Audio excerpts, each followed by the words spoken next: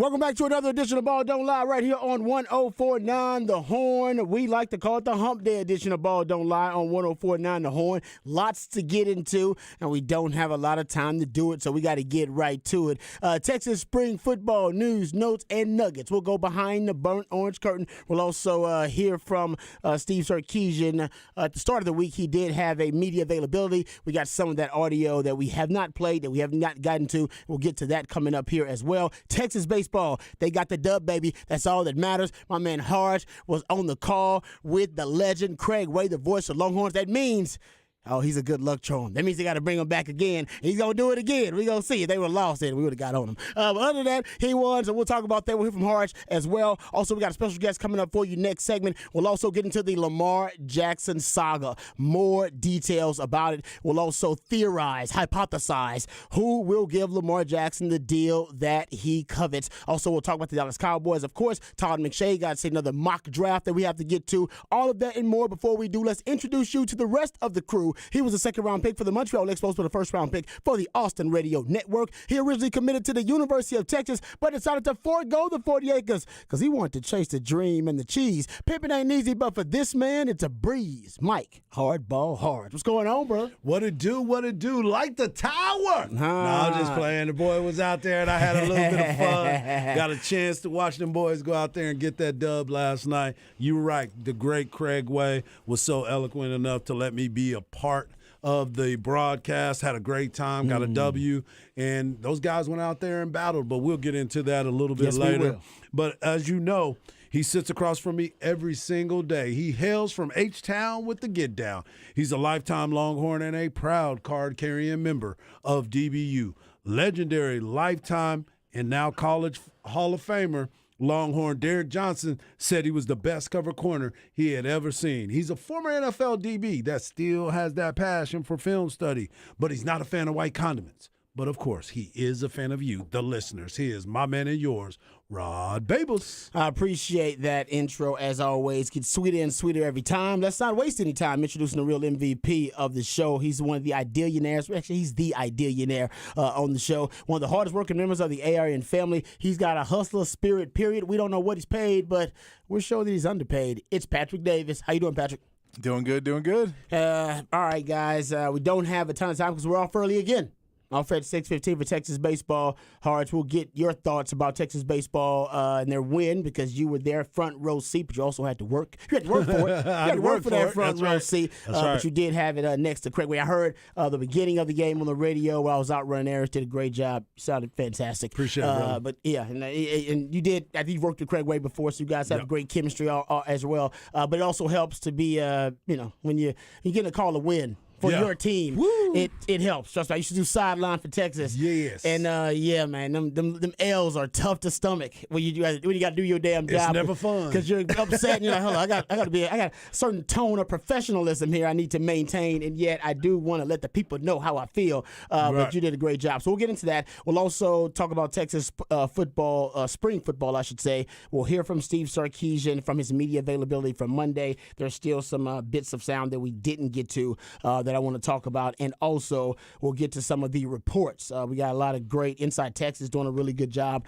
covering spring football. Heard Chip Brown and my man Jeff Howe on earlier. They did a good job covering spring football for Horns 24/7. So we're pretty damn lucky. So we just kind of just got to make sure that we scrounge up all those great reports and bring them to you, the people. So we're going to do that and talk about some Texas spring football. You can be a part of the show. You're the heartbeat of this thing. Specs Text Line is the best place to do it, 512-337-3776. You also can do it via Twitter, Hardball Harge, at Hardball Harge in the Twitterverse. Patrick Davis at It's Patrick Davis in the Twitterverse, and I'm at Rod Babers in the Twitterverse.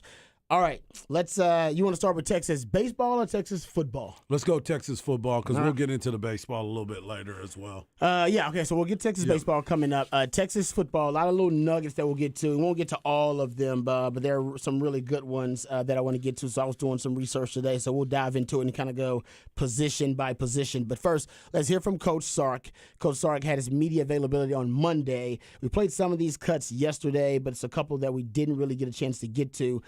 Here is the cut that I believe led to the big story about open competition at the quarterback position, because that's what the question was framed about, the quarterback position, I believe. And then Sark goes on and to talk about how, hey, man, we're about competition. So here is Coach Sark.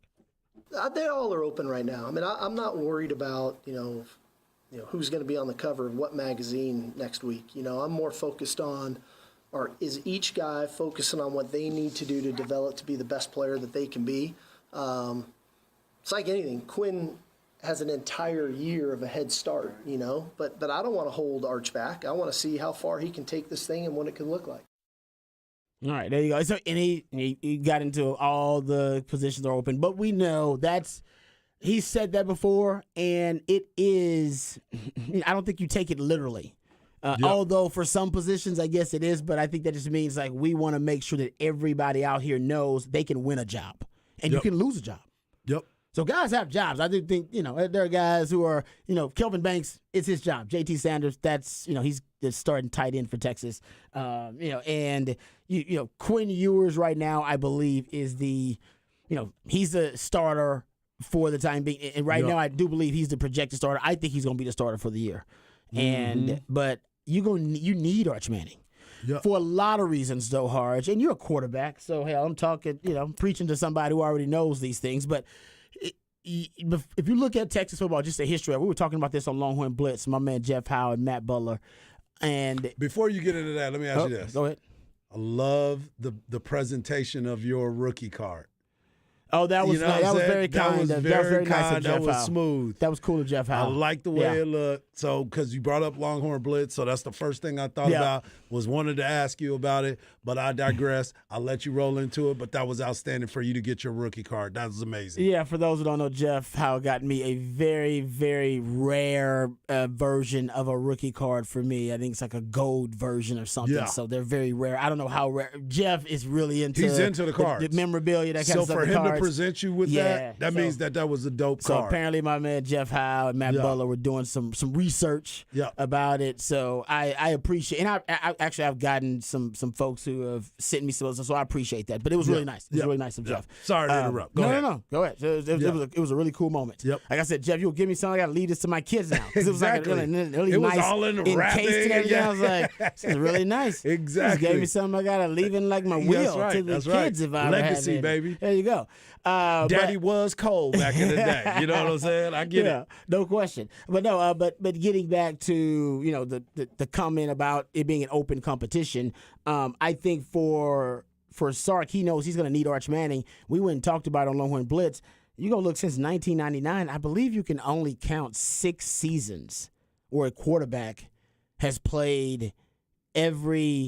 started and played every game without having to be benched for, productivity reasons or benched because of bad play and or an injury of some sort. Right.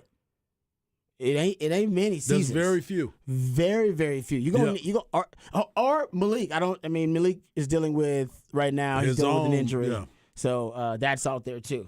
So I'm not. And actually, he was limited. Malik Murphy was limited. He not practiced, but he was out there. I'm not sure he practiced. He was out there, and he wasn't out there in the first practice. He was out there for the second practice. And so was Keelan Robinson and Jonathan Brooks, but they were limited in practice. Just throwing that out there as well. But yeah, you're gonna need Arch Manning. You're gonna need a second string quarterback or backup. I'm not sure if it's Malik or if it's Arch right now. It seems like it's gonna be Arch. Bruh. We've seen it every year. It's important. What is the biggest conversation that I have every single year? Who is the backup quarterback? Not because I think he's better, because it's a necessity. You have to have somebody that is there that can hold it down until your starter gets back. And you need somebody to push you as the starting quarterback. You can get set in your laurels and be out there and just say, yeah, I'm the man. It don't matter how bad I play or what I do. I need somebody to push me every single time. And not only that, as I've said, if something happens, it happens at the quarterback position more often to where it is the most high profile. If you lost a lineman, okay, we can work through that because your quarterback is still there. If you don't have a quarterback that can run the offense, it creates a lot of problems. That's why it's important for the development of the backup just as much as it is for the starter. No, I totally agree. We've seen it more and more at every level of elite football. Level. The Big 12 this year, I mean, Iowa State, I believe, was the only team that didn't need their backup because of an injury or because they end up benching their quarterback in the Big 12. Yep. I believe that's correct. I mean, you got to go back and check. I think Baylor even had an injury of some sort, and they needed their backup for a game or to come in when Shapen went down. The NFL playoffs, I mean, what? Baltimore, second string quarterback, third string with San Fran, third string with the Miami Dolphins. Skylar Thompson's out there playing. Everybody's going to need a backup, man. And I don't know why teams don't value it. Like I said, everything valuable in our life, we have insurance on. Exactly. Backup is just insurance on the quarterback position if it's that valuable. Speaking of quarterback, Bobby Burton, he was on with B&E, did a great job. Bobby always does a really good job. And Bobby has been following Texas football, covering Texas football, I should say. Covering and following. He's a fan as well, but he covers it really, really well for Inside Texas. And he said that that Quinn Ewers' footwork right now looks pretty good. It's better. It looks really good. It looks different. It looks like it has been refined. It looks like it's a lot more polished than it was last season late when you, a quarterback yourself, started talking about how the footwork was very lax for him. That it wasn't lining up with where he was throwing the ball oftentimes. Correct. And it came back. And he can pull it off because he's got a sensational once in a generation type arm. But it did come back to haunt him. Late in the season, that lazy footwork that he had, and Bobby Burton brought up that the footwork does not seem lazy right now.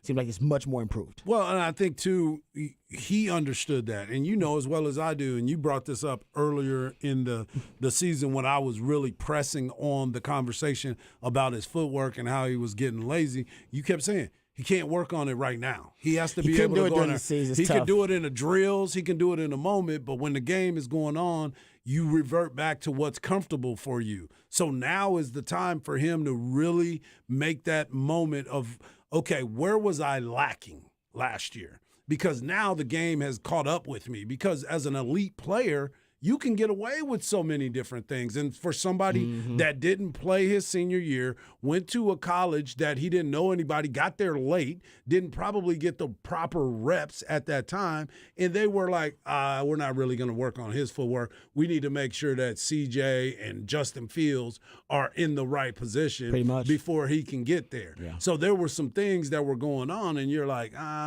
there's not the focus for them.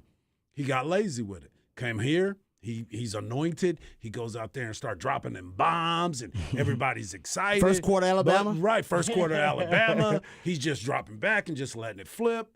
He got away from the fundamental things, the values that make you a good quarterback. Yes, the arm is golden. We all love it. But how did you get there? Because the level of elite play changes everything that you end up having in front of you. So that is why I believe that he needed to work on it. And for Bobby Burton to see it already, saw that the kid put the work in during the offseason, that's impressive. He also brought up Arch Manning and that for a quarterback first entering Texas, that he might be the most polished NFL-ready quarterback already, just kind of looking at his natural footwork, the technique, his release, which he also talked about being really, really quick. And he said he's bigger than Quinn Ewers. Like, if you just look at his just build overall, that he looks a little bit bigger than Quinn Ewers. And I thought that was interesting, too, just talking about where Arch may be overall in his development. So, I mean, we're talking, none of this is an issue at all, obviously, because you're talking about first world problems. This is not I don't think it's a true quarterback competition, but there's no doubt you need to get Arch Manning ready to go right away. Knock on wood. But you have needed backup quarterbacks to help you achieve your goal. Most 75% of the time in the last 24 or 5 years or so. No doubt. So there's a good chance you're going to need Yeah. your backup quarterback to go win you a game or help you. And Arch Manning right now is that guy until we can figure out what's going on with Malik Murphy and his foot. And Sark loves Malik Murphy. You can tell when he talks about Malik Murphy, he really likes Malik Murphy. But, I mean, you can't make the club in the tub. Yeah. Figure out a way to get on the field. Yep. You got to make sure that. And I'm curious to that as well. And there's probably a lot more that we're not privy to that I would love to find out because he was out there for the bowl games. He was out there at every pregame, throwing the ball, looked like he was moving well. I wonder how big of a problem that ankle truly is. If he's still dealing with that, because that's been 2 years now. I don't know if it's something new. Yeah, or that's what I'm saying. Yeah, that's a good point. Yeah, I don't think they've revealed that in detail. Maybe nobody's asked about it. Maybe he doesn't. We know Sark and injuries. Yeah. I'll let you. I didn't tell you because you didn't need to know. He's so about them injuries there, man. Okay, let's talk about the wide receiver position actually, because Jeff Howe was really complimentary of Jonte Cook and just just how he looks. Yep. He just looks the part. And I noticed, and so did Bobby Burton also talking about it. I heard Jerry Hamilton talking about him as well when I was doing some research and talking about how polished he is overall. He's behind X-Men at the position they have X-Men in, so he's basically backing up X-Men. But in terms of route running, in terms of his ability, Bobby Burton talking about his ability to come back to the football, which is something usually you got to teach. You got to teach and preach to young wide receivers. Hey, come back to the football. He just seems very savvy for a freshman. Right. That seems to be the word on the street. That if any of the freshmen are standing out, and they got a ton of really impressive young guys, Cedric Baxter, another one we'll talk about, that Jonte Cook right now, he just seems to be a guy that's definitely going to end up forcing his way on the field. You're going to have to figure out a way to put Jonte Cook on the field and play him. And I've been wanting to ask you this for quite some time, Rod. Like when you look at the wide receiver position and you really dive into it, do you feel like the wide receiver position is a position that you can come in and make an impact quicker than what you would for any other position, right? Yeah, no doubt, especially in Sark's offense. Yeah. And Sark's offense is very wide receiver friendly. Yep. Very wide receiver friendly offense. When we look at, especially because he likes a certain type of wide receiver, and not saying he doesn't have some versatility in the wide receiver room now, but he does like a certain type, and Jonte Cook is that type. You're talking about a burner, but also a guy that is a precise route runner and kind of a natural route runner. Xavier Worthy, that's never been a complaint. The guy runs beautiful routes, really precise routes, and I think that's one of the things Sark really likes. As a matter of fact, Bobby was talking about as well. Bobby Burton said that, Sark was really hands-on with the wide receivers in the little media window they saw. And it makes perfect sense because Sark does. He's like I said, it's a wide receiver-friendly offense because I think Sark is the one coaching the wide receivers a lot of the time still. Yep. Because of how the passing game is so interconnected, I think he is a lot of the time teaching them exactly what he wants from the wide receivers. He talks about the movement routes that he likes, which are routes that hitting the wide receivers on the move, and his RPO-based passing game. So I do think that's a big part of it. As a matter of fact, here's Sark when being asked about the wide receiver room on Monday and his comment on the wide receivers. It's a good group. You bring A.D. Mitchell in, and I think we all know what he's capable of. We'll see how far he can go. Jonte and DeAndre Moore both look really good. They're serious about their craft and feel good about kind of where they were after day one today. We get Isaiah Nair back, who I think we all had high hopes for a year ago at this time, and he's running well. He's working hard. And then we get the addition of Ryan Niblett here in the summer. So I definitely feel like that group took a step in a positive direction, and to get Jordan Whittington back for one more year to get that veteran experience. So all positive on that front. All right. Yeah, the wide receiver room should be a strength for the team. You got X-Man, Jonte Cook, you got Jay Witt, now A.D. Mitchell, Casey Kane, DeAndre Moore, they just said is also a guy that's at least working with the two deep. So that should be. And he's somebody that they keep saying does not look like a freshman when he walks out there and the way he moves. DeAndre Moore, that is. I'm impressed. I'm impressed by the reports that everybody's seeing from him. Everybody keeps saying that he's a different type of guy. He's almost like the Jonte Cook, where you're like, oh, this guy is that kind of dude. So it goes back to what you've been talking about, and we talked about this week, but I got a chance to listen to you guys yesterday when I was on my way to the stadium about those positions and how you can present yourself and make well right away. It's cool. That's actually leads us to Cedric Baxter. The reports are he's a guy that looks like he can play at the next level physically, that it's not going to be a big transition for him physically because he already looks the part. But also right now, because of the injuries, Keelan Robinson being injured, Jonathan Brooks being injured, he's right behind Jaden Blue, I believe, running second team. So he's getting a ton of reps. Yep. They're getting to see a lot of him. And they did point out that, at least Inside Texas, point out that Savion Red was getting fourth-team reps, but the coaches were really complimentary of Savion Red, and even Sark talked about it, and we'll get into that cut a little bit later on too, that they have a plan for Savion Red, a vision for him. Now, I don't know if he's going to fulfill that, but they have a vision for him, and he hasn't said the word or the term, I should say, but the description is positionless football, so that I've been preaching about for a few years now. It's obviously a very popular term, but he never used the term, but he's describing it when he describes Savion Red, and I wonder if that may be what he's thinking. So we'll get into that too coming up a little bit later on when we talk some more Texas football, because I want my man Patrick to play that cut too, because it's a really good cut about the description of Savion Red and the vision they have for him, and the reason that they need a guy like Savion Red too. So we'll get into that coming up a little bit later on. Let's hear my man Haraj on his take on Texas baseball just really quickly before we go to the break. Texas baseball with a big win, so we can stave off the conversation about panic buttons for a while. Yeah. Don't even need to have the panic button conversation. No. They're not at 500, but you said you want them at 500 or above 500, I should say. Yep. By the end of the week. No doubt. And they're headed in that direction after that win last night.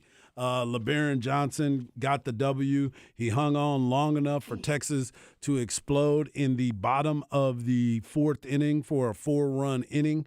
And look, there were some pitches that were questionable last night as far as missing in certain spots, but you saw what he did last week against LSU. You saw big league stuff. You got frontline pitching.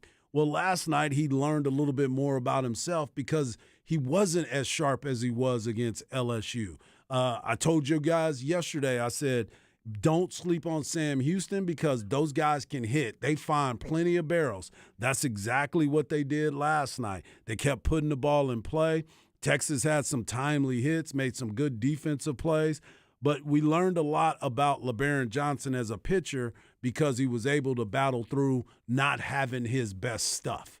He was early in the game, he had a fastball that was spotting, and he was setting people up good with that split finger. Well, what ended up happening, they started swinging at the fastball and laying off the split finger.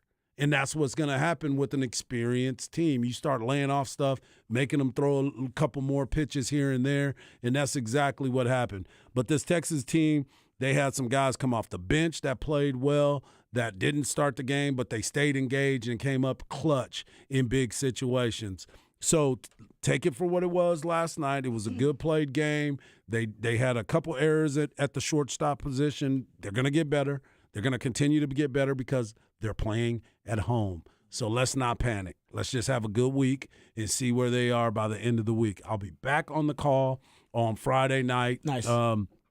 This Friday as they take on the Jaspers, but tonight, the Manhattan Jaspers. But tonight they play Mercer. And Mercer's a team that they've never played against. Mercer's a team out of the SoCon Conference that has been playing pretty well this year. So they'll have another test because when you don't know anything about a team, that's your biggest challenge. It's a good point. You don't have any familiarity with them. Especially early on in the season. Yeah. There's no sample size of film to watch on those guys. And these days in college, more turnover than ever on rosters at any sport because of the transfer portal. Yeah. So you got, I mean, you want to There do some is a lot. research. Yeah, you got to do some deep dive research Exactly. on guys. One question I got for you about Texas. Right now, what's the strength of the team? That's a tricky question Okay. because they're still trying they to don't have one. pinpoint. They don't. Okay. They're still That's growing. why they're under 500. That's why they're under 500 because That is they're straight. still Yeah. trying to figure out what's next. Where do we go next for this information? Where do we go for us to try to process where our strengths and our weaknesses are? Because you're still trying to fit together lineups. Yeah. And that's the one thing that I want people to truly take a step back and think about what Texas lost. They lost a ton on the infield. And I'm talking about third, short, and first. And I'll even throw in second base because Mitchell Daly has been playing second base for 2 seasons now. 2 seasons, and now we flip him back over to the shortstop position where when you're playing second base, you can kind of lose your shortstop mentality, the throwing angles, where your arm is used to being, and how you're used to seeing the defense. I know everybody wants to think it's just flip the switch. It's really not. I played both. I understand what the kid is going through. I understand when you put a freshman out there that is getting challenged, and Jaden Duplantier, yes, we expect them to make the plays because you're playing at the University of Texas, you're playing at Texas Tech, you're playing at all these big-time schools, but you still have to understand that I've got to make the routine play. That has been the biggest problem. It's not the spectacular play because when you make a spectacular play, it's spectacular. It's the routine plays that make you that makes the difference between wins and losses a lot of times. Yeah, no, you're right about that. It's because, I mean, that's what Bill Walsh used to always talk about, too. He said, we basically are trying to score quickly because at one point, one of my 11 players on offense, I'm paraphrasing Bill Walsh, of course. Got you. They're going to screw it up. They're going to miss a block. They're going to make a mistake. They're human. All right, and that's just habits. He said the more chances they have on the field, the more exposed they are. Exactly. The odds go up. They're going to make a mistake and then mess up the whole damn drive. Right. That's why he was big on. We got to score an explosive plays. I need a big explosive play because I don't need my guys out there. They're smart, but not for 15 straight plays. Exactly. Yeah, I mean, because something is going to and so go wrong. that's why you wrong. always say put the ball in play. Yep. Just Put make it- them 'cause go through. make 'em go make through them it. go through it every time, but they will. But every now and then, guy makes a mistake. Exactly. He wasn't focused. He was thinking about something else. Mind wanders, all that kind of stuff. You got to catch it. Yeah. You got to throw it, and they got to catch it again. Yep. I always said in football too. It's like, can a guy tackle? Let's see. Throw it out there and see if the guy can See tackle. if he can tackle in If space. he can tackle, great. We'll move on. But if he can't tackle, then we just found something. That guy Exactly. can't tackle in space. Just Exactly. keep throwing it out there. Exactly. It's simple stuff. I agree with you 100%.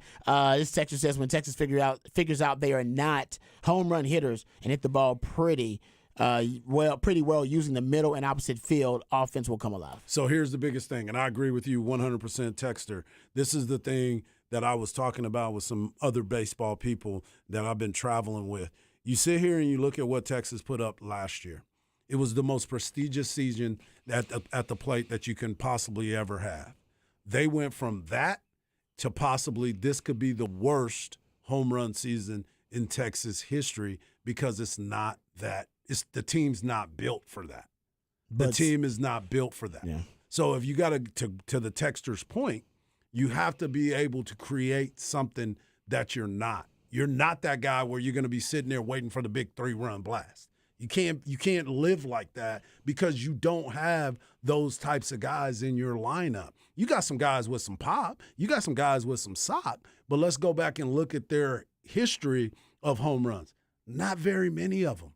There's not many guys on that team where you can sit back and say, we got to play for the 3-run blast. No, you got to scratch and claw and win every inning like Augie Garrido used to say.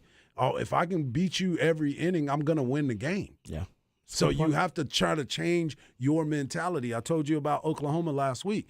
I said Oklahoma's team is totally different than the team that he had before, but you know what they do? They put the ball in play. They got guys that can run, and they put pressure on you to make the play. That is something that you have to adjust to year to year because you're not going to have those boppers. We didn't expect Ivan Melendez to come up with them kind of numbers last year. We didn't expect for Messenger and Faltini and Staley to have those types of years. If we just lucked upon it. And Silas Ardwan, boom. There's a lot of things that need to change. Yeah, no, it's a good point. All right, we come back. We got a special guest on the other side. We'll come back and get into that right here on Ball Don't Lie, 104.9 Horn.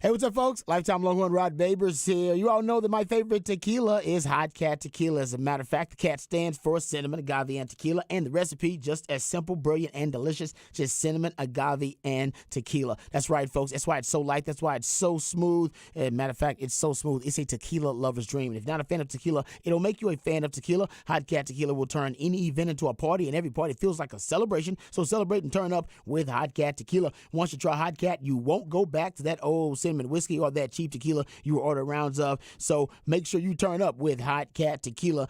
Folks, make sure you do it cold, because that's the best way to enjoy Hot Cat Tequila. You can enjoy it on the rocks, or you can just enjoy it with friends and family. It's the best way to pregame for the big games, concerts, festivals, or a night on the town with family and friends. Best served cold, like I said, for a quick round of shots. So visit cattequila.com. That's cattequila.com to find a store near you that sells Hot Cat Tequila, or to find a bar near you that serves Hot Cat Tequila. Toast and turn up with Hot Cat Tequila.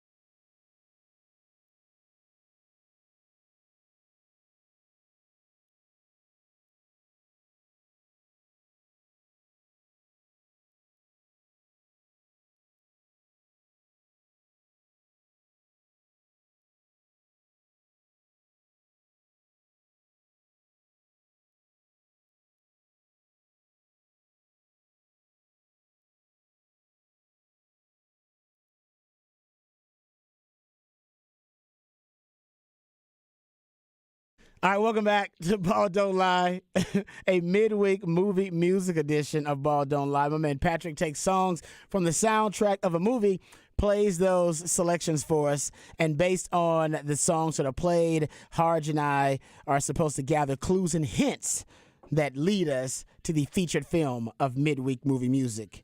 You got something, Harj. You feeling it. I can tell Is you. this the OJs?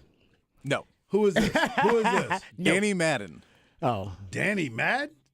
no. Man, he sound like he part of the OJs. Sound like a Levert right there.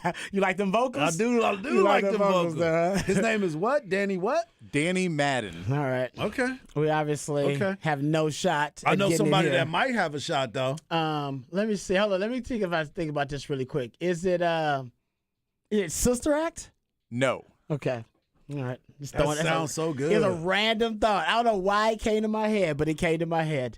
All right. Let's get to a man who might actually know. Harj is right. That's what I'm saying. He He actually might he's know. right about this. Of course, he's a Renaissance man. I could start going through his resume, but I wouldn't be able to do it justice. I would just say that he is a published author. He also is a talk radio host right here on 104.9 The Horn with Real Life, Real Talk. You can get that noon to 1. I usually hear it while I'm doing some yard work. It's always good stuff on 104.9 The Horn on Saturdays. And, of course, he is also a motivational speaker. And I think that's probably what he does most naturally because he gets me motivated every time I talk to him. It is Tyler Campbell joining us right now on the Carol's Cafe and Cantina Hotline. Tyler, how you doing, brother?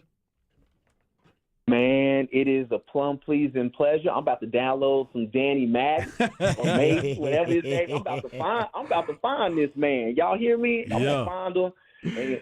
And guys, it's a pleasure, man. I have right here with me Dominique Lavigny, who I know we're going to talk about more of the things today. But Dominique is on the line with me, and y'all, it is a plum pleasing pleasure, fellas. Hey, Dominique. How you doing, Thank you Dominique? for joining us. We appreciate it. And you are involved with one of the reasons we want to bring Tyler on, and you help spearhead this. It is a podcast that is called A Campbell Never Quits. I like the name.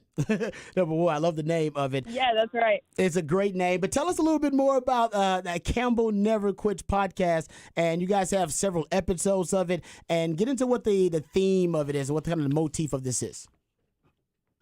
Yeah, well, thank you guys so much for having me on today. It's just been a pleasure to work with Tyler on this project. We've been doing this for the past 2.5 years now. It's me and two of my co-producers. They wish they could have been here today, but I'm kind of representing our group for us. But really what we want to talk about is just kind of Tyler's life story. While we were in college, we met Tyler, and we got to hear everything that he's gone through, and just hearing everything that he's experienced in his life is just so motivational, so inspiring. And so we hope that by, like this podcast, people feel that inspiration, that motivation, and that it really moves them in their life. So really that's kind of what this whole podcast is about, is hearing his life so that people can be motivated to see some change in their own lives. And everybody does need to see some change in his own life, in their own lives. And one of the things that we love about Tyler is he speaks from the heart. Everything is about a journey. It's about a story about what's going on with him and how he can incorporate it to your life and what some things that you may be going through. So how did you guys, I know you said back from college days, but when did this all start to take place when y'all got together and said, we need to talk about your story, because obviously a Campbell never quits. Right, yeah. Go ahead, D. Go ahead on that. Yeah. So we started this project.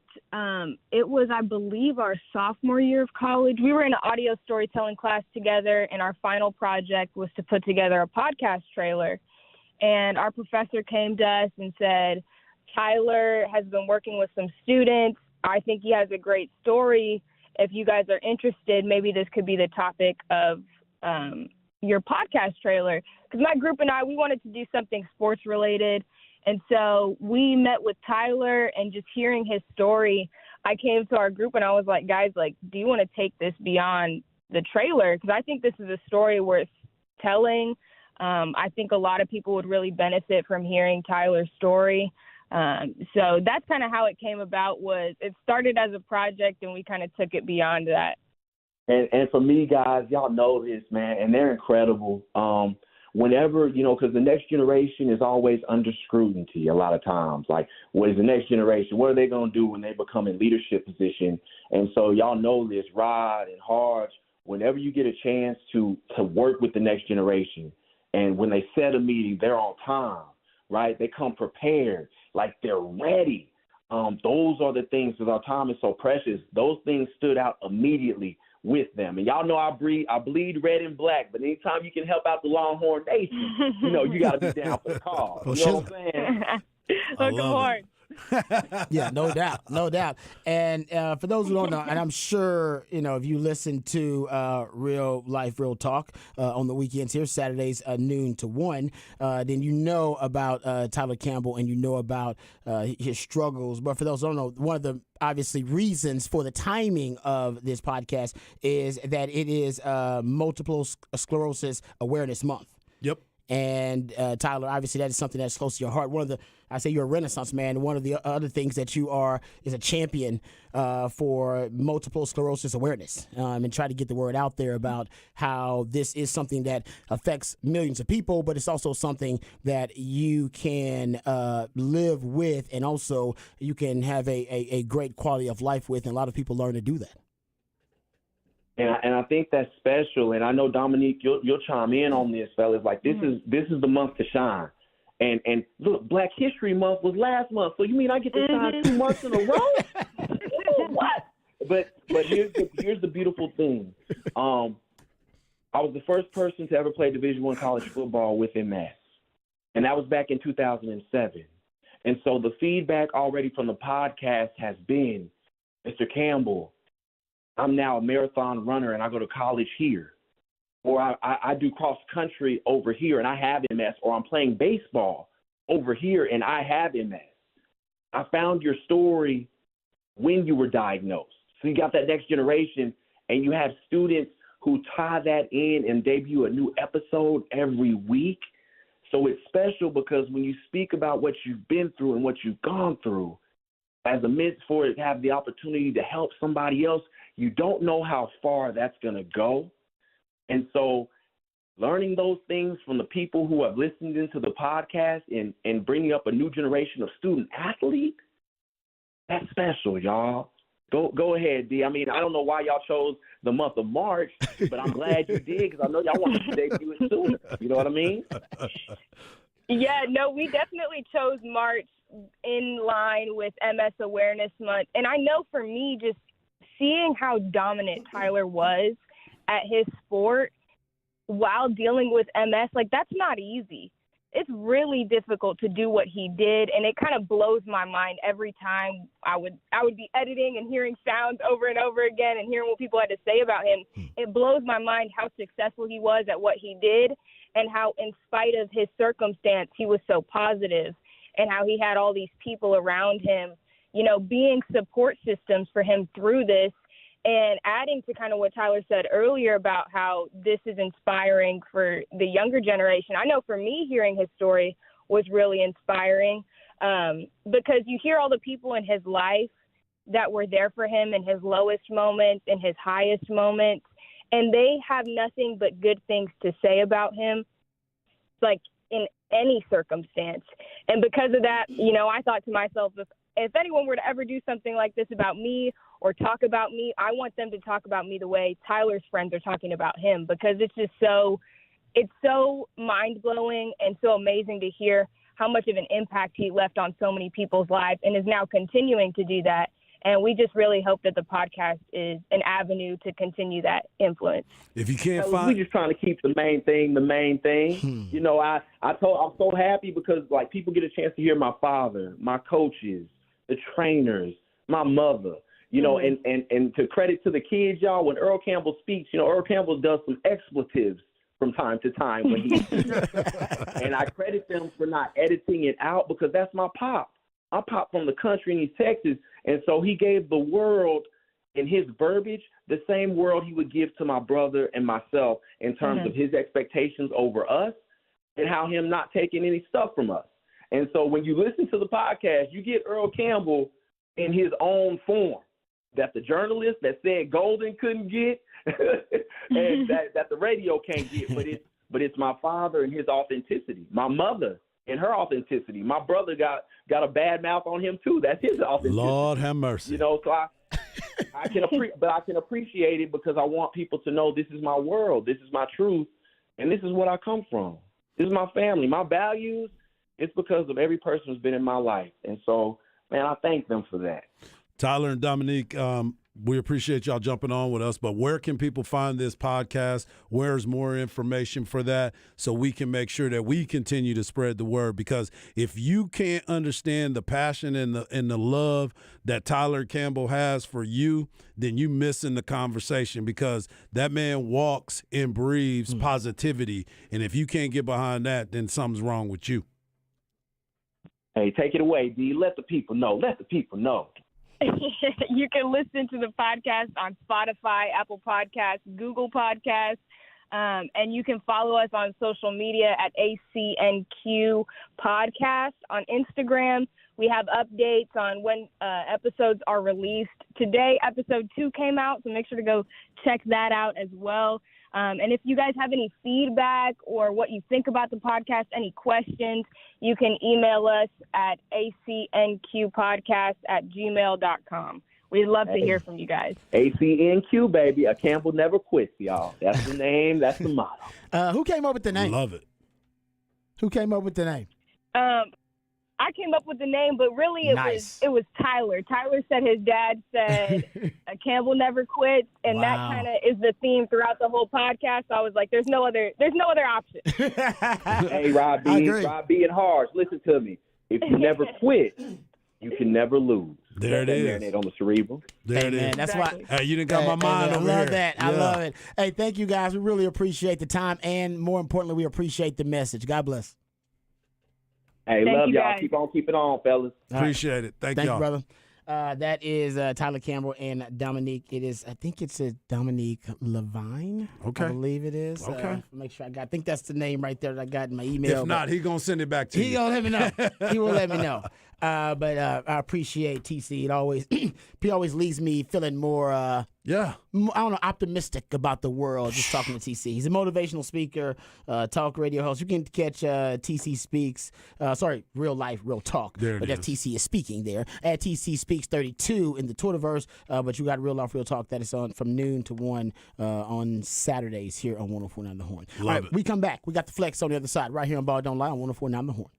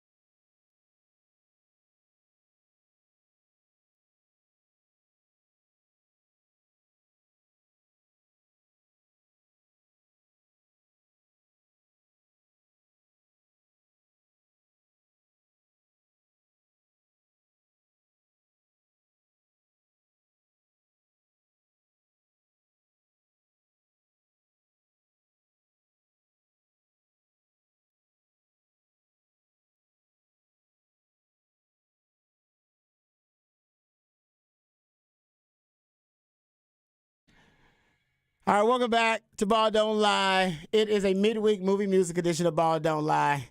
As soon as I heard the beginning of it, I knew, and so did Harge. It is New Jack City as the featured film for midweek movie music. That didn't take long at all.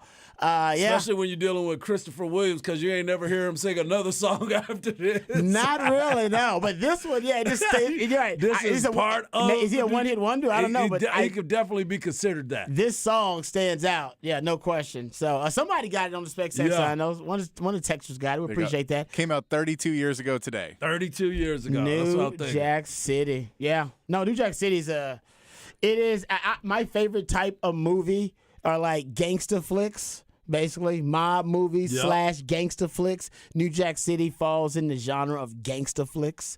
It's kind of an urban gangster flick, if you will. And oh man, it was Nino Brown. Great character.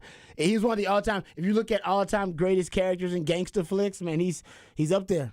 He is Nino Brown. It's a great character in a gangster flick. Just I'm definitely it's a part great of that. villain. Don't forget about Ice-T up in that joint too. Oh yeah, that was when he was really corny as an actor, though. But That's yeah, when he he just was started. still trying to He get just started. into it. Yeah, I can see that. He just started. Remember Chris Rock though? Yeah. Pookie. He was great. Pookie was awesome. Yeah. You know what I mean? You just keep calling me. Yeah, they You just keep calling me. You keep calling me. All right, that was a great performance. Mario Van Peebles didn't have many good performances, but New Jack City was one of them. Oh man, big fan of New Jack City. Still to this I'm day, down with that. I'll watch it anytime it's on. So you didn't know Danny Madden's in New Jack? That's that song. That in New song, Jack? that's what I'm saying. When I first heard that song, I was like, man, this is a soulful movie. Like, I was really That's why I thinking said about Sister that. Act. I was like, this is a soulful Sister Act out there, but New Jack City, perfect. Yeah. And this is gonna be a jam. The New Jack City soundtrack is legit. Yes. It is a great There's some soundtrack. stuff that I can't play because, Of course. again, We get in it. the first 30 seconds, they say a lot of words. A Yes. lot of words that words. could get all of us fired. And nobody Yes. wants that. Yeah, no doubt. Oh, no, New Jack City. You know what? Now I got to watch New Jack City. Thanks, Patrick. I have to waste like 2 hours rewatching New Jack City like I haven't seen it 55 times. My friend be Right. like, why are you watching New Jack City? Don't worry about it, woman. Hey, All right. I'm just doing it for research. I'm doing it for research. All right. Speaking of research, you can go do some research at FLXATX.com, FLXATX on all of your social media platforms. Go check out the Flex for yourself. There's also a great write-up there for you. And, speaking of the Flex, we're supposed to do Flex on Wednesday. We're not doing that because of Texas baseball. Right. Right? No flex. Yes. So Right. apologies. I know we're supposed to do a flex every Wednesday. And trust me, I think it's still going to continue, just not this Wednesday because it's about Texas baseball this Wednesday. But go check out the flex, FLXATX.com, FLXATX on all of your social media platforms, and you can keep up with the flex there as well. All right. Next segment. We got to talk Lamar Jackson, gentlemen. The Lamar long Jackson overdue. sweepstakes. We talked about it a little bit yesterday. We'll get into it again. There's one story from like a year ago that I think is relevant in the Lamar Jackson discourse, the conversation. We'll get into that coming up. Also, the Cowboys had combine interviews. There's a certain amount of combine interviews you can have. I think the number's like maybe 40 or something. And we'll get into the combine interviews the Cowboys had and what that tells us about the Cowboys. And Todd McShay had his recent post-combine mock draft. We'll get into that as well. And CB, yes, CB tells us we do need to wish Coach Sark or Coach Steven, they both are having a birthday today. Coach Sark / Coach Steven, happy B-Day. How old is Coach Sark / Coach Steven? How old is he? I think this was his like 40. Oh, he's got to be. I thought he's older than that. Nah. Really? I think no. Because remember, he played like in the 93, 95. So he might be like 47 or something like that. All right. So pushing This 50. is 49. That's what I say. That's 49. why I thought 50 is pretty close for Sark. Because Yeah, 50 is close for me, and I'm younger than Sark. Yeah, So 49. if it was like 50 is pretty close for him, because that's why I was like, oh, really? Yeah, that makes sense. He's 49. 49. 74. Pushing the big 5-0. Hey, man, ain't nothing wrong with it. What do we get Sark for his B-Day? Specs text line 512-337-3776. Be nice. Be nice. Be nice and keep it classy, okay? What do you want to get Sark / matter of fact, get Sark something and then get Coach Steven something. All right, I'll give you two. Ooh, that's dangerous. Get Coach Steven something, get Sark something. But be classy about this thing. Come on, right man. here on Ball Don't Lie 104 down the horn.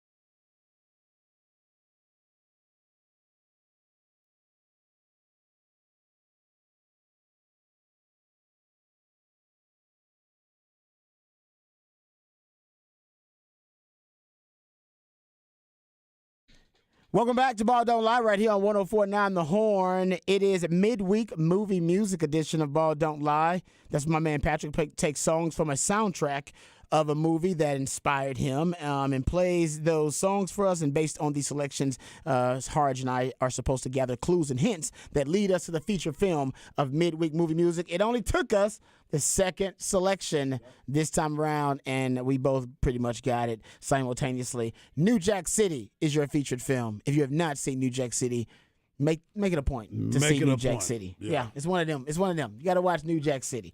Sit your $5 down so I ain't got to make change. Before I make change. Yeah, great scene. That is also another great scene in the movie. All right, so my man Patrick always keeping us on our toes with midweek movie music. Let's talk about Lamar Jackson, gentlemen, because Lamar Jackson has been the hot topic of conversation in the sports world for the last 48 hours or so. 24 hours. Even before that, though, with 24 hours, definitely since the franchise tag deadline dropped. And the Baltimore Ravens decided to put the non-exclusive franchise tag on Lamar Jackson, which means he can negotiate with other teams. But the Ravens have the ability to match any offer that he agrees on, and if they cannot match that offer or they're unwilling to match that offer, the team that he does sign with, they must give up 2 first-round picks in order to acquire the rights to Lamar Jackson. The word on the street is that Lamar Jackson wants a fully guaranteed deal, and so the Ravens are basically playing this game of chicken, if you will. They don't believe that he is going to get a fully guaranteed deal on the open market, probably because they've talked to a few owners. And if he gets an offer, obviously less than a fully guaranteed deal, they can match it, and they match it, they own his rights still. A non-exclusive franchise tag is going to act as a mediator between the Ravens and Lamar Jackson, who is negotiating his own deal. We've talked about that. That's probably an issue for him. And honestly, Harj, now looking at it, the latest, and you were out by the time this news broke, several reports from Field Yates and now others confirming that there are now multiple teams who have decided they are already out of the Lamar Jackson sweepstakes. This happened within hours, if not an hour, of the news breaking that he was on the non-exclusive franchise tag. And Field Yates reported, and like I said, it was confirmed by other local media outlets and local beat reporters from these teams: Falcons, Dolphins, Panthers, Commanders, and Raiders, all reportedly out on Lamar Jackson. So maybe the Ravens were right. There would be no market for Lamar Jackson. Well, and that's crazy to me, Rod. I mean, I did get a chance to listen to you guys yesterday as I was pulling into the stadium, and I was about to call back in because I was like, the thing that bothers me the most is all these teams, all of them, that said that they're out, are the main ones that we're talking about. We need to get us a quarterback. We're looking for a quarterback. We need to do this to get ourselves to this level. And here we are today, a quarterback that's a former MVP, who everybody continues to talk about his passing. That is the lamest conversation that is out there. That's lazy to me, because there are so many other quarterbacks that are in this league that don't pass, that don't have the athletic ability that this young man does, and he is a former MVP. But yet and still, you want me to believe, it's all about his passing. The way that he goes about it. And it's a lazy conversation, because I thought in the NFL, it didn't matter if you could pass or run or whatever. It was all about wins. And what he does is he wins. He wins in spite of the fact that he doesn't have top-notch wide receivers. He took this team to the playoffs. And everybody wants to say, well, this isn't what it's about. You need to win games in the playoffs. You need to take your team to the next level. Do we forget, for a very long time in the NFL, there was only a few quarterbacks that could have the conversation of being the great ones. And that was Tom Brady and Peyton Manning. Those were the only guys that year in and year out, they were playing for championships. Everybody else was just falling in line, finding a way. Yes, we have new quarterbacks that are coming up. Even the fact of the conversation about Aaron Rodgers and how the worth of the money. He won a Super Bowl, but when else has he been there? He did it one time and has never gone back and have lost games where he should have been able to win them because he had home field advantage and he still didn't win the games. So if the conversation always goes back to, is he going to be a Super Bowl winning quarterback? Well, don't forget Joe Flacco was the highest paid quarterback at one time. Where's Joe Flacco now? Where's Joe Flacco? He's a backup in New York, and he was a Baltimore Raven, and they paid him that money. So if it's all about championships and what it is, then why didn't Trent Dilfer get a big contract? Why didn't Rex Grossman, who took his team to the Super Bowl, get a big contract? It's crazy that Daniel Jones, who has never been to the level of what Lamar Jackson has been, gets $40 million, and people are still mad about the fact that this is where we are with Lamar Jackson. Oh, he doesn't deserve that money. Daniel Jones deserves $40 million, just like the same way everybody was talking about Dak. Don't try to give me all this craziness about form and making sure that he does this or does that. It's about wins and losses, and this dude puts you in a position to win every year. Heisman Trophy winning quarterback and an MVP in the NFL. Come on, man. Stop it. Yeah, it's just interesting that, I'm not saying that teams need to give him what he wants, of course. That's not what I'm saying. He wants a fully guaranteed deal. But for teams to admit, and with the swiftness, all right, for them to admit openly and to reporters, no, we're not interested. We're out on Lamar Jackson, an MVP caliber quarterback who's just 26 years old, as Patrick pointed out yesterday. He's still really, really young and in his prime. That's crazy because we just watched Deshaun Watson. Hello? A guy with 22. I would say he had multiple allegations of sexual misconduct, but 22 lawsuits against him. It was 22 lawsuits, but he had multiple allegations of sexual misconduct. But 22 and like I said, no charges. We get all that, but there was still baggage. There was a lot of baggage, and it wasn't necessarily that is the face of your organization. It was a lot of baggage for a guy of his ilk, and you were gonna try to spend a lot of money on that guy and make him the long-term answer for your organization. And we just watched him get a fully guaranteed deal without playing a season prior to that because he essentially decided he didn't want to play for the Texans. He was protesting, and then the uncertainty of if he was going to be able to play the next season because he was going to be dealing with an NFL disciplinary issue of some kind based off whatever the NFL decided at that time. So, side note, Deshaun Watson also has had 2 ACL surgeries.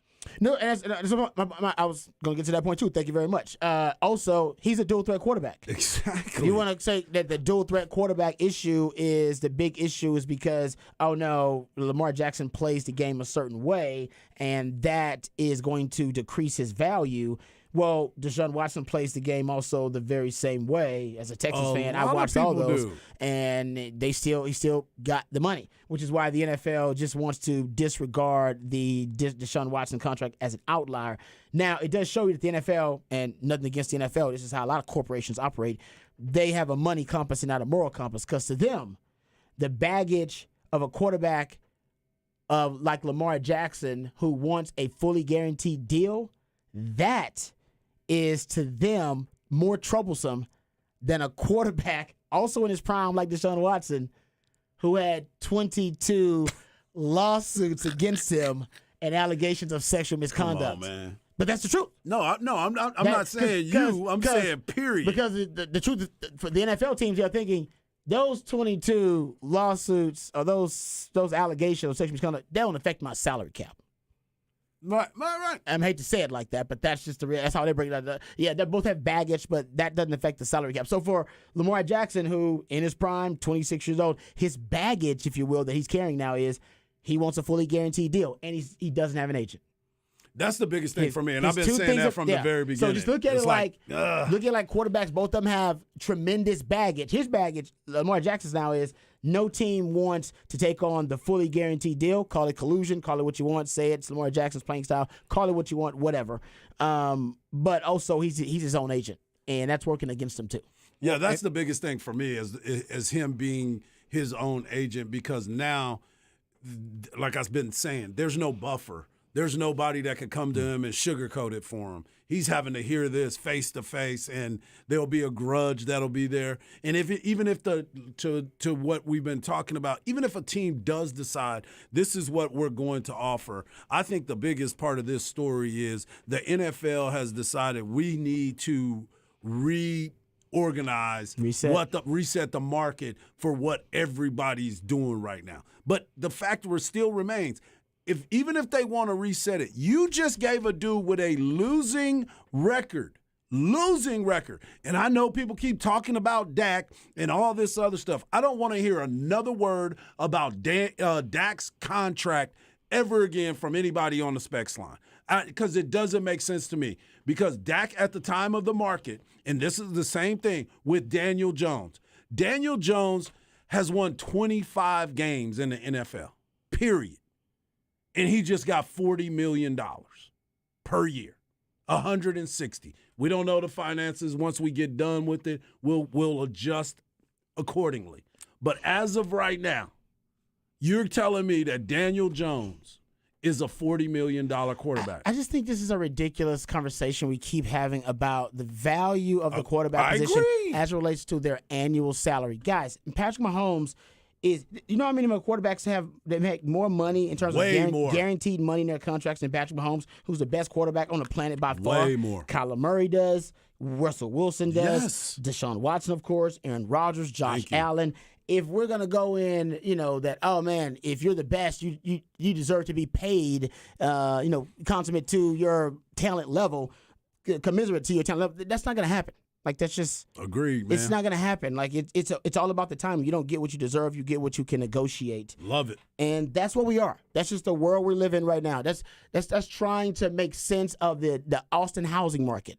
Like, just forget about it. It is what it is.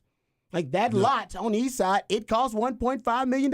It is what it is. You roll by and go, there's no damn way. Yes, there's a way. That's what it says That's on what the it is. paperwork. It is what it is. When you pull up those comps, it says 1.5. You can try to make sense of it and explain it away or whatever, but the market is what the market is. I love all right? And today's price is not yesterday's price. Mm-mm. All right? And Nope. yesterday's price is not today's price or tomorrow's price for the quarterback. That's the reality. Yeah. Can't keep having the same conversation about, well, he doesn't deserve it. Well, of course he doesn't deserve. You don't get what you deserve. You get what you can You negotiate. get what you negotiate. Yeah, You and that- negotiated really well. But so bring that. Here's the weird part about all these teams saying that they're not going to talk about it. And, like, they're not even looking in the sweepstakes. Lamar Jackson can't talk to any of these teams till Monday, because by the rules of it, he becomes a free agent able to negotiate. The free agent tampering period begins Monday. Teams can begin signing free agents on Wednesday. So he has to wait till Monday before he can go talk to these teams. So these teams have never talked to Lamar Jackson. So these teams don't know what his actual demands are. Yep. They know what the Ravens have told me his demands are. They know what the media has said his demands are, but they have not talked to him, and they've already said, yeah, we don't want to deal with him. That's what blows my mind, is you're not going, oh, of course we're going to take a call from Lamar Jackson. If a former MVP at 26 years old is on the free agent market, we're going to take the phone call. Now, we don't plan on doing a fully guaranteed deal. We don't believe that that's the right thing to do, but we'll take the phone call. Are you kidding me? Yep. That's what blows my mind, is that these guys didn't get off the phone with Lamar Jackson and he goes, I want 5 years. I want more than Deshaun Watson. I want all guaranteed and more than Deshaun Watson. And they go, yeah, we're not doing that. Yep. So if you have that, I get why some of these teams just go, all right, look, we're balking at that. But the fact you can tell me beforehand means you talk to the Ravens. That's what it means. Because you didn't talk to Lamar. So that means you said, all right, I talked to these and my sources at the Ravens, whoever it was, told me he wants this, he's a jerk, he doesn't even want to talk to you, he's the worst guy to ever negotiate with. I don't even know why you'd even take a phone call from him. Look, we probably don't even want him, but we'll keep him just because we're the good guy Ravens. And that's the message they're sending out to these teams, and that's why we hear it. Now, on the flip of that, if there are interested teams, the reason you have not heard they're interested is because there's a tampering period that they're in. So they know the tampering allowed period starts on Monday. So any news we're going to hear about where he may go would probably start Monday. Yeah. Yeah, and this is why Lamar Jackson's first and probably biggest mistake was that's why you hire an agent. Hire an agent before Monday, Lamar. Just because, listen, just hire David Mulligetta. Yes. I don't know what you're doing. I don't know why it's taking this damn long. Like, how did you not get from, hey, I want a guaranteed contract? Who's the last guy to sign a fully guaranteed deal? It was a quarterback, Deshaun Watson. Who's his agent? David Mulligetta. I go, all right, give me that guy. That to me, it seems to be an easy. I don't know, to be an easy progression by whoever's making decisions for Lamar Jackson, and how they have not gotten there yet is crazy to me. But anyway, I'm not a Dave. We don't even work for him. I don't even talk to that guy that often. But all you do is look at the tea leaves. I went to school with him in Texas, but I'm not close. I'm like, oh, Robbie must be close. No, I'm not. I'm just telling you what makes sense. If I'm the NFL Players Association, I would hire David Mulligetta and be like, bro, I need you to represent Lamar Jackson. We'll pay for it. Yes. Because this is ridiculous. We got to get this guy. This is getting ridiculous. And it also messes up every other player. Yeah, exactly. Because you're thinking like someone a part of a union. Exactly. And it's like, no, you're hurting the overall value of every player, not just the quarterback position.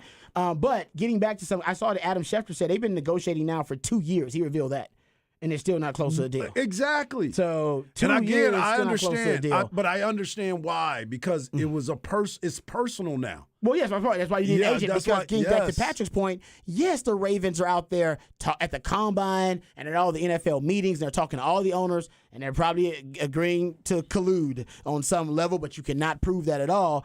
But the problem is, while that propaganda is being spread by the Ravens, there's supposed to be a counter, all right, to that with the agent who is working for Lamar Jackson, who can go to meet with teams. He can do things that Lamar Jackson isn't allowed to do. Right. He's got relationships that Lamar Jackson doesn't have. He's been cultivating those things for years. That's what he does, and you don't have that. So all you're getting is, as Patrick mentioned, one side of the story. There's one side of this story that is starting to be dominated behind the scenes, and that's why the owners, you're getting crickets when a 26-year-old quarterback in his prime, MVP caliber quarterback, is essentially on the open market. Now, here's the thing. Rod, I'll tell you this. I wouldn't mind crickets. I'd mind that they say no, that they actually have an answer already, instead of saying, we can't talk about that because he's under contract with another team until Monday. No, I agree. I'm fine with that. And this goes to that point. All right, so Jason Lloyd of The Athletic, this was when Deshaun Watson was being courted, and when they found out he signed his 5-year, or at least was going to sign his 5-year, $230 million fully guaranteed deal for the Cleveland Browns. So per that report, when the stunning announcement was made that Watson was headed to Cleveland and contract details emerged, one team called and asked, I'm assuming David Mulligetta, why they weren't given an opportunity to match the deal, because they insisted they would have. The answer, Watson wanted to go to Cleveland, reportedly. His only hurdle had been moving to a city where he'd never really been before. But I don't know if he wanted to go there. As per Lloyd, they were one of 13 teams to express interest in acquiring Watson, who reviewed those teams. He had a no-trade clause, and then he narrowed those choices down to, remember, Cleveland, Atlanta, New Orleans, Carolina, I believe. He narrowed and narrowed those choices down to those teams. And he said, at least in the article, they said the team that most likely was willing to match the offer was probably the Indianapolis Colts. Yeah. Given that they traded Carson Wentz to the Washington Commanders this offseason. So, that offseason, I should say. So, all you need is one team. You need one team to say, man, I'll give you a fully guaranteed deal. Right. That's it. If you get one team to go rogue, Lamar Jackson wins. And based on this report, there were 2 teams willing to go rogue. Now, the Colts, whatever other team in this report from The Athletic that was willing to match the fully guaranteed offer of the Cleveland Browns, they were probably motivated by the offer, the fully guaranteed offer from the Cleveland Browns. So I don't know if they would be encouraged, compelled to do so, incentivized to do so now. But that was 2 teams willing to give the fully guaranteed deal then. Something tells me there's one team willing to do it. And they're the same teams that are needing a quarterback. And if we're talking about the Colts again, and the Colts say, hey, we're trying to trap to that number 1, the Bears want our number 4, and 2 more first and other picks to move up to move up 3 spots. Well, if I have to give up 2 to get a quarterback anyway, I might as well give 2. And I know that closes my window of a rookie on a quarterback scale, but I'm also getting a guy that I know is a proven quarterback and is an MVP quarterback, has won a lot of games in the NFL. I don't have to necessarily get a guy who may be transcendent or he may be out of the league in 3 years. It's such an outlier, though. That's the whole thing that drives me nuts when people start talking about this rookie deal in a quarterback. You have to catch lightning in a bottle. That's the bottom line of this whole thing. Everybody thinks it's so easy. Oh, we could go get us a quarterback because we're going to have him on a rookie contract. It's not that easy. The reason why Seattle did it was because they had the Legion of Boom with Russell Wilson. Because we saw what happened when Russell Wilson had to cook. He wasn't the same quarterback. You have to find the right situation. Everybody keeps talking about this Jalen Hurts deal. They found lightning in a bottle. Let's see where they are next year. And people are going to be like, well, that didn't work out. They spent all that money on that draft capital. I don't think that happens. I think they're still going to be a very competitive football team. And it's the same with the 49ers. They got lucky all the way around with everything that happened. They had an experienced defense. It has never been those guys to lead their team to the playoffs and win the Super Bowl under the rookie contract. It is so rare, but everybody wants to throw that at us. Oh, that rookie deal, that rookie deal. It's rare. It's not rare. I wouldn't say it's rare. I would say that, it is a major advantage, arguably one of the biggest advantages out there. Now, I'm not saying it guarantees you Super Bowl, but it's definitely a huge advantage. There's no question about it. You can spend money in other places on the defensive side to make sure that you can do that, but you have to have other things in place prior to that. Yes, you can't because just like right now, totally agree. Whoever gets C.J. Stroud or Bryce Young is not going to the Super Bowl next year. Let's be honest about it. No. That's why they're drafting this high. So you have to be able to put the pieces around them throughout this time to make sure that it works because of the rookie contract. There are more than one way to skin a cat. Fish. I like that. Well, that's what it's supposed to be about. I don't want to sound exactly. I know what you're saying. Insensitive. Yeah. So I totally agree with you. And now you're starting to see teams, because teams are now sort of thinking outside the box. They're starting to explore more ways to try to win Super Bowls with different models at the quarterback position, whether it be a Matt Stafford, whether it be a Tom Brady, right? It'd be via trade, via free agency. Let's explore other avenues. And like you're saying, this is another one. Yep. It's not, you get Lamar Jackson as a way you can explore an avenue of winning the Super Bowl, just like the Rams did, just like the Bucks just did. Exactly. There's other ways. And by the way, I still agree. Yes, it's a great way to build a franchise from the ground up to use that rookie contract discount, but it's not the only damn way to win a Super Bowl. Come on, people. Thank you. Thank you. And for the two draft pick price of why people would be upset or standoffish, the Rams gave up over 2 firsts for Matt Stafford. The Broncos just gave up over 2 firsts for Russell Wilson. Very true. If the Jets trade for Aaron Rodgers, they're giving up over 2 firsts. And that's for a guy who's maybe going to play 2 more years. Maybe. Yeah. And so, like, all of that, I get it seems like a lot, but F them picks. Right. No, the picks, actually, the draft capital doesn't bother me at all, and it shouldn't bother anybody. That's the NBAification of the NFL. What is going to bother teams is the fully guaranteed deal. But I think, Patrick, you made a great point yesterday. He's young. He's just 26. He's 26 years old. If you give him 4 years man. of a fully guaranteed deal, man, I can find a way to work through that. Yeah, we can recover from that. And that's where I think it too is. He probably wants 5, and so that's where my negotiating point would be: is go full. I'll give you fully guaranteed for 4 years. I'll give you 4. We get an option here. We'll get an option. We'll get an option here, but I'll give you fully guaranteed for 4. Yeah. 5 I get, and that's what Deshaun Watson got was 5. No, we get 4. And we go, well, Deshaun barely even played on one of them. Yeah, give him 4 years. Give him fully guaranteed. What did Kyler Murray get? 189 million guaranteed. 189 So guaranteed. give him 190 million fully guaranteed 4 years deal. Russ got 161 guaranteed, and Aaron Rodgers got 150. I mean, you're probably looking at what, 200 million, 4-year, $50 million a year. 45. So you'll be at 50 million. Yeah, anyway. so you'll be at 50 million anyway because 45 is the tag that's number. That's the going rate now. So 50 million over 4. So 4 years, $200 million with an option year. That's why I said exactly 190 to 200 million 4 years guaranteed. You're done. Yep. And yes, the Texans need to consider it. I'm not saying they should do it. We talked about it yesterday, Patrick. They should have the conversation. They should. If they're a healthy organization, they're having the conversation about it right now. And hey, you know what? They haven't said no yet. So, round of applause, Texans. You're not one of those organizations that has already said no to an idea before you've listened to the other side of it. Exactly.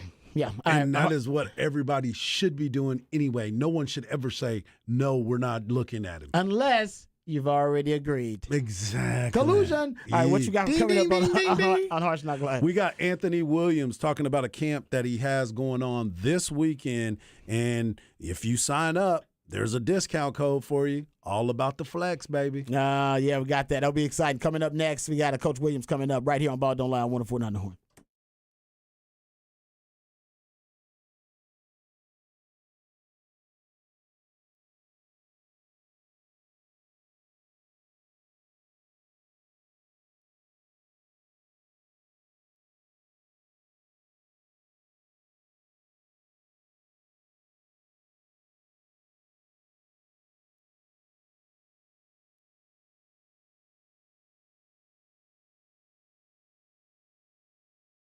Mike Harsh here, and I want to talk to you about my friends over at Quick Roofing. Do yourself a favor and go to quickroofing.com today, because I know that you don't think enough about your roof.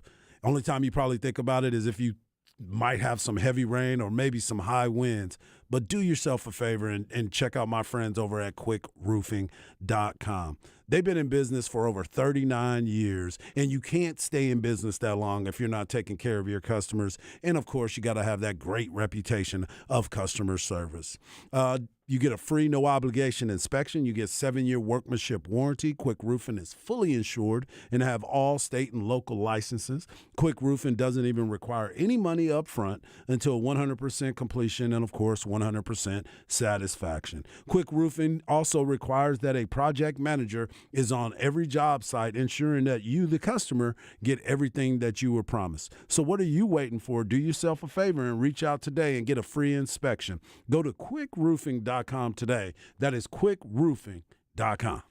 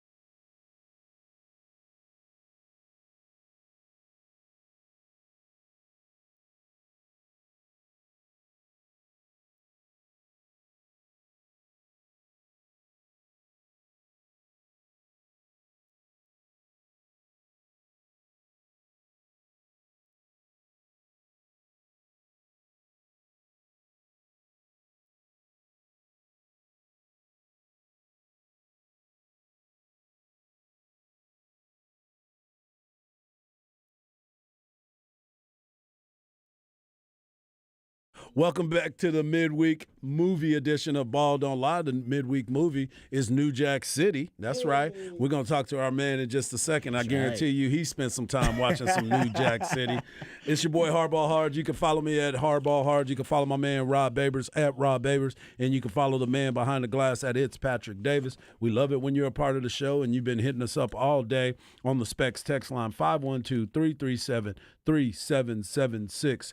And joining us right now on the Vaqueros Cafe and Cantina hotline is a man that is family to me. We've known each other since the day he probably moved into the state of Texas, and we've been around each other a lot. He does a lot for the community. He's part of FBU, and he's got at Connect the U.S. What I'm gonna let you say it, Anthony, because I'm still trying to figure it out. He's the co-founder of it, and he's also part of FBU, and he's got a big camp that's going on right now. It's Anthony Williams. You can follow him at AWilliamsUSA on Twitter. What's up, Ant?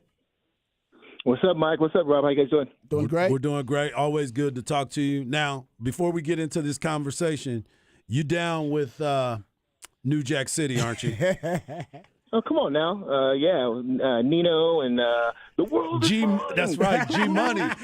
G Money, baby. G Money out there. I love it. I love it. I love it. It's funny because Wesley Snipes, I was watching Major League last night. Me and Val were up late, and it came on. I can't not watch it. And Wesley Snipes was playing, obviously, Willie Mays Hayes. So, yeah, that's a great reference. No doubt. No doubt. He's so funny, too. I love it. I love it. So, Anthony, you got a big camp that's going on this weekend over at Westwood High School. You also have one, I think, on Saturday that is in San Antonio. So we get listeners from San Antonio as well. So let everybody know what's going on this weekend.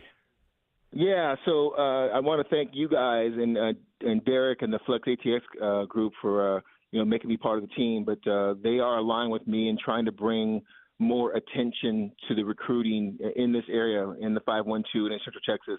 And so as part of that, one of the organizations that I am involved with as the director of football and player development, Football University, we go around to 40 different cities across the country, and we do these 1 or 2 day camps. Not a combine, not a showcase. Like, you're going to come in and learn from NFL guys, former guys like Rod Babers at the National Combine. We're going to break down your position-specific technique and how you can get better at it. Being coached by ex-NFL guys, Super Bowl champions like Henry Ellard and Everson Walls. We're going to do that. We're going to have classroom sessions. We're going to have film breakdown. We're going to go like a typical NFL practice or football practice. We'll start with chalk on the whiteboard, get out in the field, do some individual drills. We'll get in some group activity. Then we grow into either one-on-ones, O-line, D-line, and the skill position, and then 7-on-7, and then 7-on-7 with pass rush. So let these quarterbacks know you just can't sit back in 7-on-7 and pack the ball 8 times in a throw without somebody coming to get you. So it's really I've mirrored the camp curriculum after an NFL mini camp. So these kids understand you have to practice with urgency. You got to know how to play hard without hurting your teammate, and you're going to be gathering a lot of information that will increase their football IQ, which is sorely missing in today's youth and high school game. And it's a great question, Anthony, about the football IQ thing. Is it your experience, because you worked with so many young people with the showcases, but also the football camps? I'm glad you actually got into the difference between the showcase and between the actual camps. Are you recognizing that the players are watching less football or more football on their own in terms of either film study, but even just watching the game? I've met some young players who don't actually watch enough football games, and then even taking those mental reps, watching it as a fan. What's your experience? More film, more football they're watching, or less? I would say less. I think you have a lot of kids now that rely upon ESPN for the highlights of the game. Seeing the OBJ catch and trying to emulate that as a 12 or 13-year-old instead of trying to just run a great route and catch a ball as a receiver, for example. I think a lot of it is also gaming. I think because they play Madden or some of these other gaming systems that they understand it. And yes and no, but there's nothing better. And it's funny you bring that up. Right? I tell all the players, when you watch a game, watch the first time as a fan. You're with your family, you guys are having ribs, Super Bowl, whatever. Record it. After everybody's gone to bed, go back and watch again and say, now, why was Kansas City in that coverage in that situation? Nice. And if you can't answer that question, then you're behind. Because when you get the higher you know this, as the higher you go through high school, varsity, into college, and potentially pro, it isn't about physicality. It ain't about strength, speed, size, and strength, because everybody's got that. The difference is your IQ, and your knowledge of the game and how it's played within your game. And that's the thing I always share with players. I'll be sharing it with them again this weekend because they have to be able to create. If you're a one-trick pony and you rely on your speed, you rely on your size. I'm a 6'7", 300-pound left tackle that can move my feet. Well, guess what? Eventually, when you play Georgia or Clemson or Alabama, there's going to be another 6'7" guy or a 6'4" guy across from you who's also got strength, size, and speed. What are you going to do then? You got to study like that guy's moves. He's got 3 moves. What is he going to do? Which one is he going to do now? And that's something I taught Aaron when Aaron was coming up through. We stayed in his playbook, and I had him basically make a video library and a notebook on every receiver he was going to face in his career. And have his own notes so he'd know, okay, I'm facing Calvin Johnson. This is what he does. Hey, I'm facing, whoever, Andy Johnson, whoever. I mean, those things are important for these players to understand because they think, oh, I run a 4.3, I run a 4.4, which they don't, but I'll get into that later on, watching the combine. But they think that's my one thing. Well, guess what? The higher you get, everybody is fast, everybody is strong, and everybody is quick. What's your next go-to? If you have one, you will not be playing this game very long. So that's something we're trying to teach in the camps, teaching these kids about playing within the game, understanding, knowing, hey, the ball on the right hash on 3rd and 12, in this situation, the scouting report says this, my film study says this, and having those things, well, as you know, and Mike, you know this. Mm-hmm. Oh, I'm getting a little Amber Alert. Hey, find out. Let me see if I get one, too. The more you know about that, okay. No, go ahead. You good. The more you know about that, Mike and Rod, that'll help you play. It'll make you look like you're playing faster, even though you haven't gotten faster. No question. Like you hear some NFL guys, based on the formation and the down and distance and the hash mark, my film study shows when they came out on tight end strong line 3-by-1, I know they're going to do either this or that. That's half the battle before the ball is even snapped. Yep. That's what we're trying to teach these young kids now about how to understand that if you're learning, if every play is a new experience for you, you're not going to be playing this game very long. You got to know when they break the huddle, like, okay, they're doing this. They're either going to slant or they're going to run a bubble screen, and I'm going to jump all over it. Amen, brother. Yeah, that's the great part about it, and I'm glad Rod asked you that question because of the fact that's the conversation that needs to be had more so than why is nobody looking at me? How do I get myself recruited? What is going on? I did this, and this, but I'm not doing extra.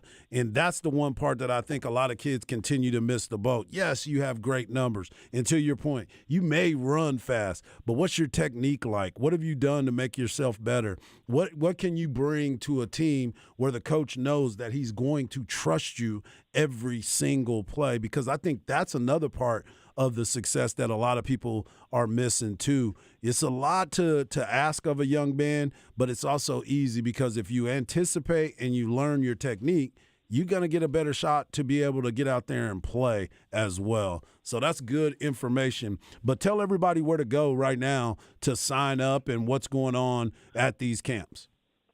Yeah, so you can go to footballuniversity.org and register. We got, like you mentioned, we have the 2 camps weekend. So Saturday we'll be in San Antonio for a 1-day camp. It's going to be held at Cornerstone Christian High School. One of our coaches, one of the best O-line coaches in the country, Tony Marciano, coaches there. He coached the league at high school, college, and pro level. And then Sunday we'll be at Westwood High School for another 1-day camp. Coach Anthony Wood, a good friend of mine, he wants to host the camp. We've been there before. And so you can register at footballuniversity.org. You can contact me, and I'll take care of you. And because I'm now a extended member of the Flex ATX family, I can kind of set up this promotion. There's 2 promotions going on. If you register and use the Flex ATX as a discount code, you'll get $25 off the camp fee. But also, because my job in trying to balance, make sure we have a good camp, you have to have a good number of a good balance of numbers. We all know that every camp, Rod knows this also from being at the Combine, there's 1,000 quarterbacks and 2,000 receivers, and then there's 8 DBs. So right now, I'm looking for, within Flex ATX community, I need about 4 high school linebackers, and I need 4 middle school DBs, youth DBs who want to come out and get some work. I can comp them into camp. We need it for balance. So if you know anybody listening right now on the show, if your kid is a class of 24, 25, 26, 27, and a linebacker, love to have them. If you have a son or know somebody that's a class of 27, 8, or 9, which is 7th, 8th, and 9th grade, and they're a DB, and they want to work with Everson Walls, who I got to meet as an National Combine, 2-time Super Bowl champion, 16 years in the league. Should be a Hall of Famer. He'll be there coaching the guys up. So that's what we're looking for. Yeah, no doubt about it. I love that's a challenge laid down right there, man. I heard that, and I was a youngster. I was like, oh yeah, I'm there, no doubt. Man, we appreciate you, Anthony, as always, and keep the good stuff alive, man. Keep on keep with the great work for sure. Hey, Hey man, I can't thank you guys enough for helping me, and along with Derek and the Flex ATS guy, really helped me get the word out there. This is a hotbed of talent. Yes, we're not Dallas. Yes, we're not Houston, but we're close.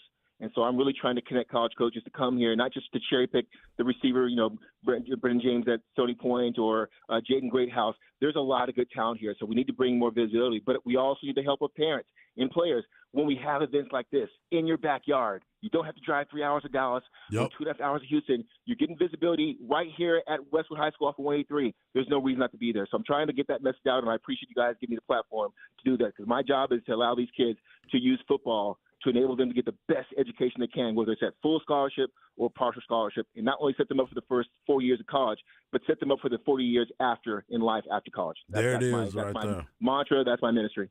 I love it. I love it, man. Ministry. I love it. Yeah, he gonna give us a word. He gonna give us a word today. Yeah. I love it. I love it. Anthony, as always, man, blessings to you, your family, and continued success. And always, you're always looking out for the kids, and that's the most important part, because that is our future. Thanks again, my brother. That's it, man.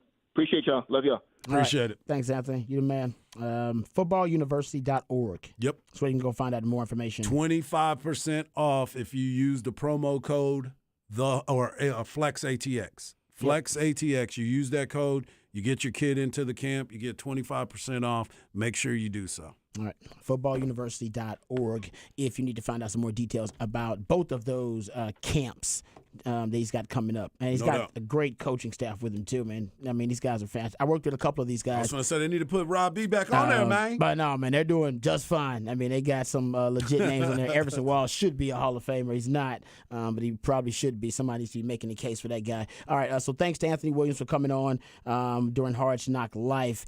We come back. We'll get into the Off the Record on the other side. It is International Women's Day. Got a shout out to the ladies, and we're going to tell a story about a female athlete that is frankly unbelievable. All that and more right here on Ball Don't Lie on 104.9 The Horn.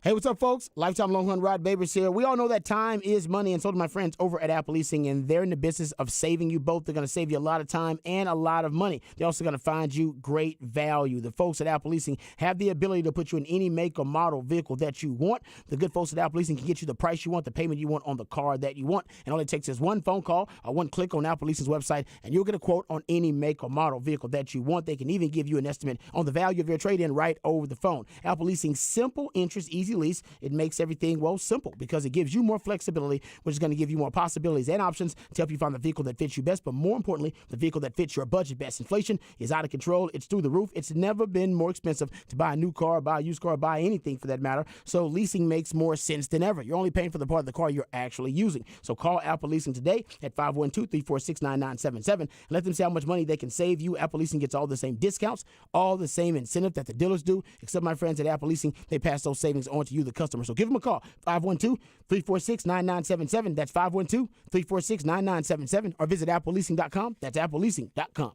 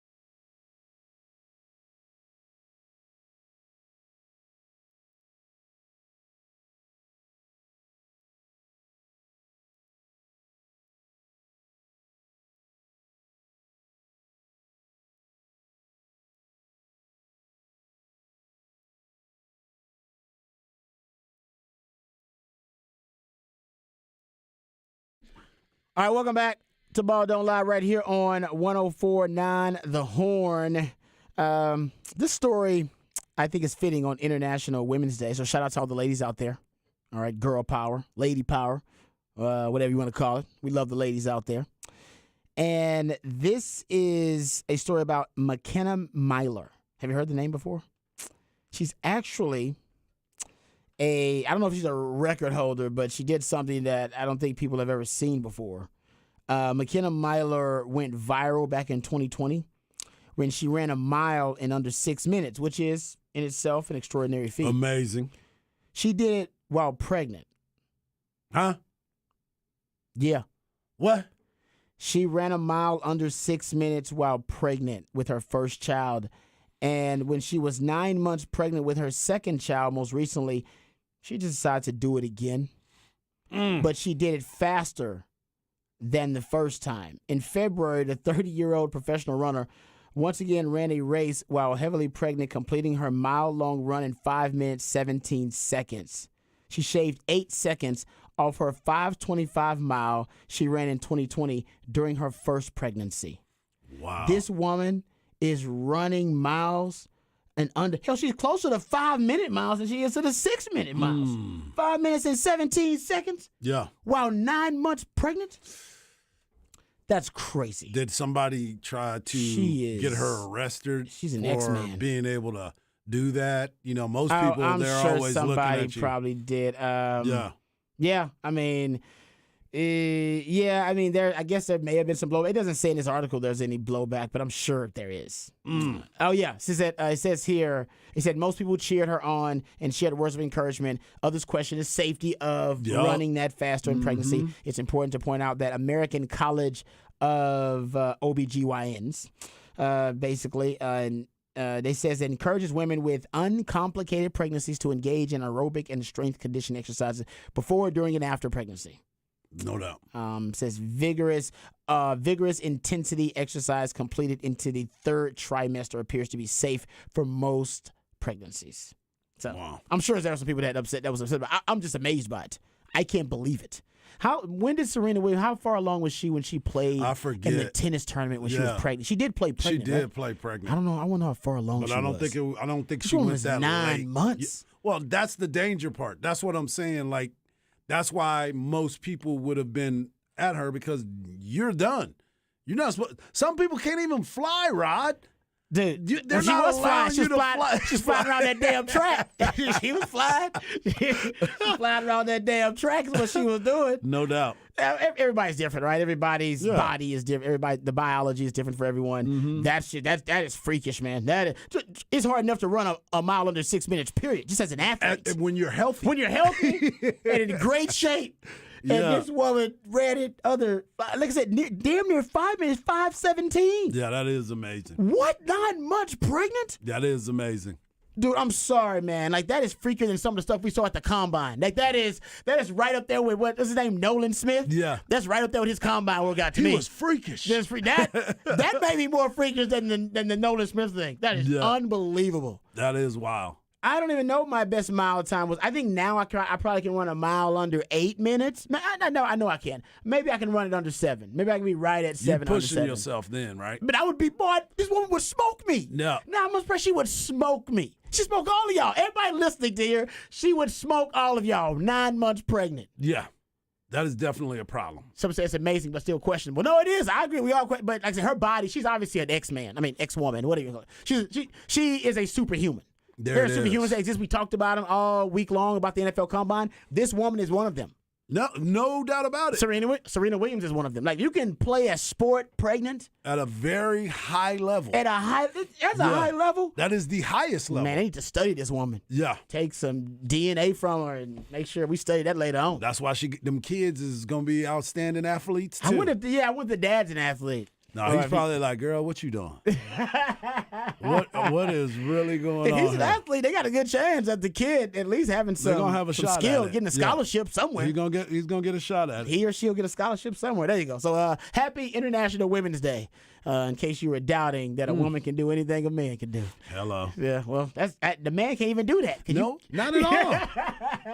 Not training for it either. Not you can't gonna do that. You can't do that. Can't do it. Biologically, it might be a little tough for you. All right, we'll come back. We'll get into Texas spring football news, notes, and nuggets, audio from Steve Sarkisian, and birthday wishes for Steve Sarkisian and Coach Steven. All that and more right here on Ball Don't Lie, 104.9 The Horn.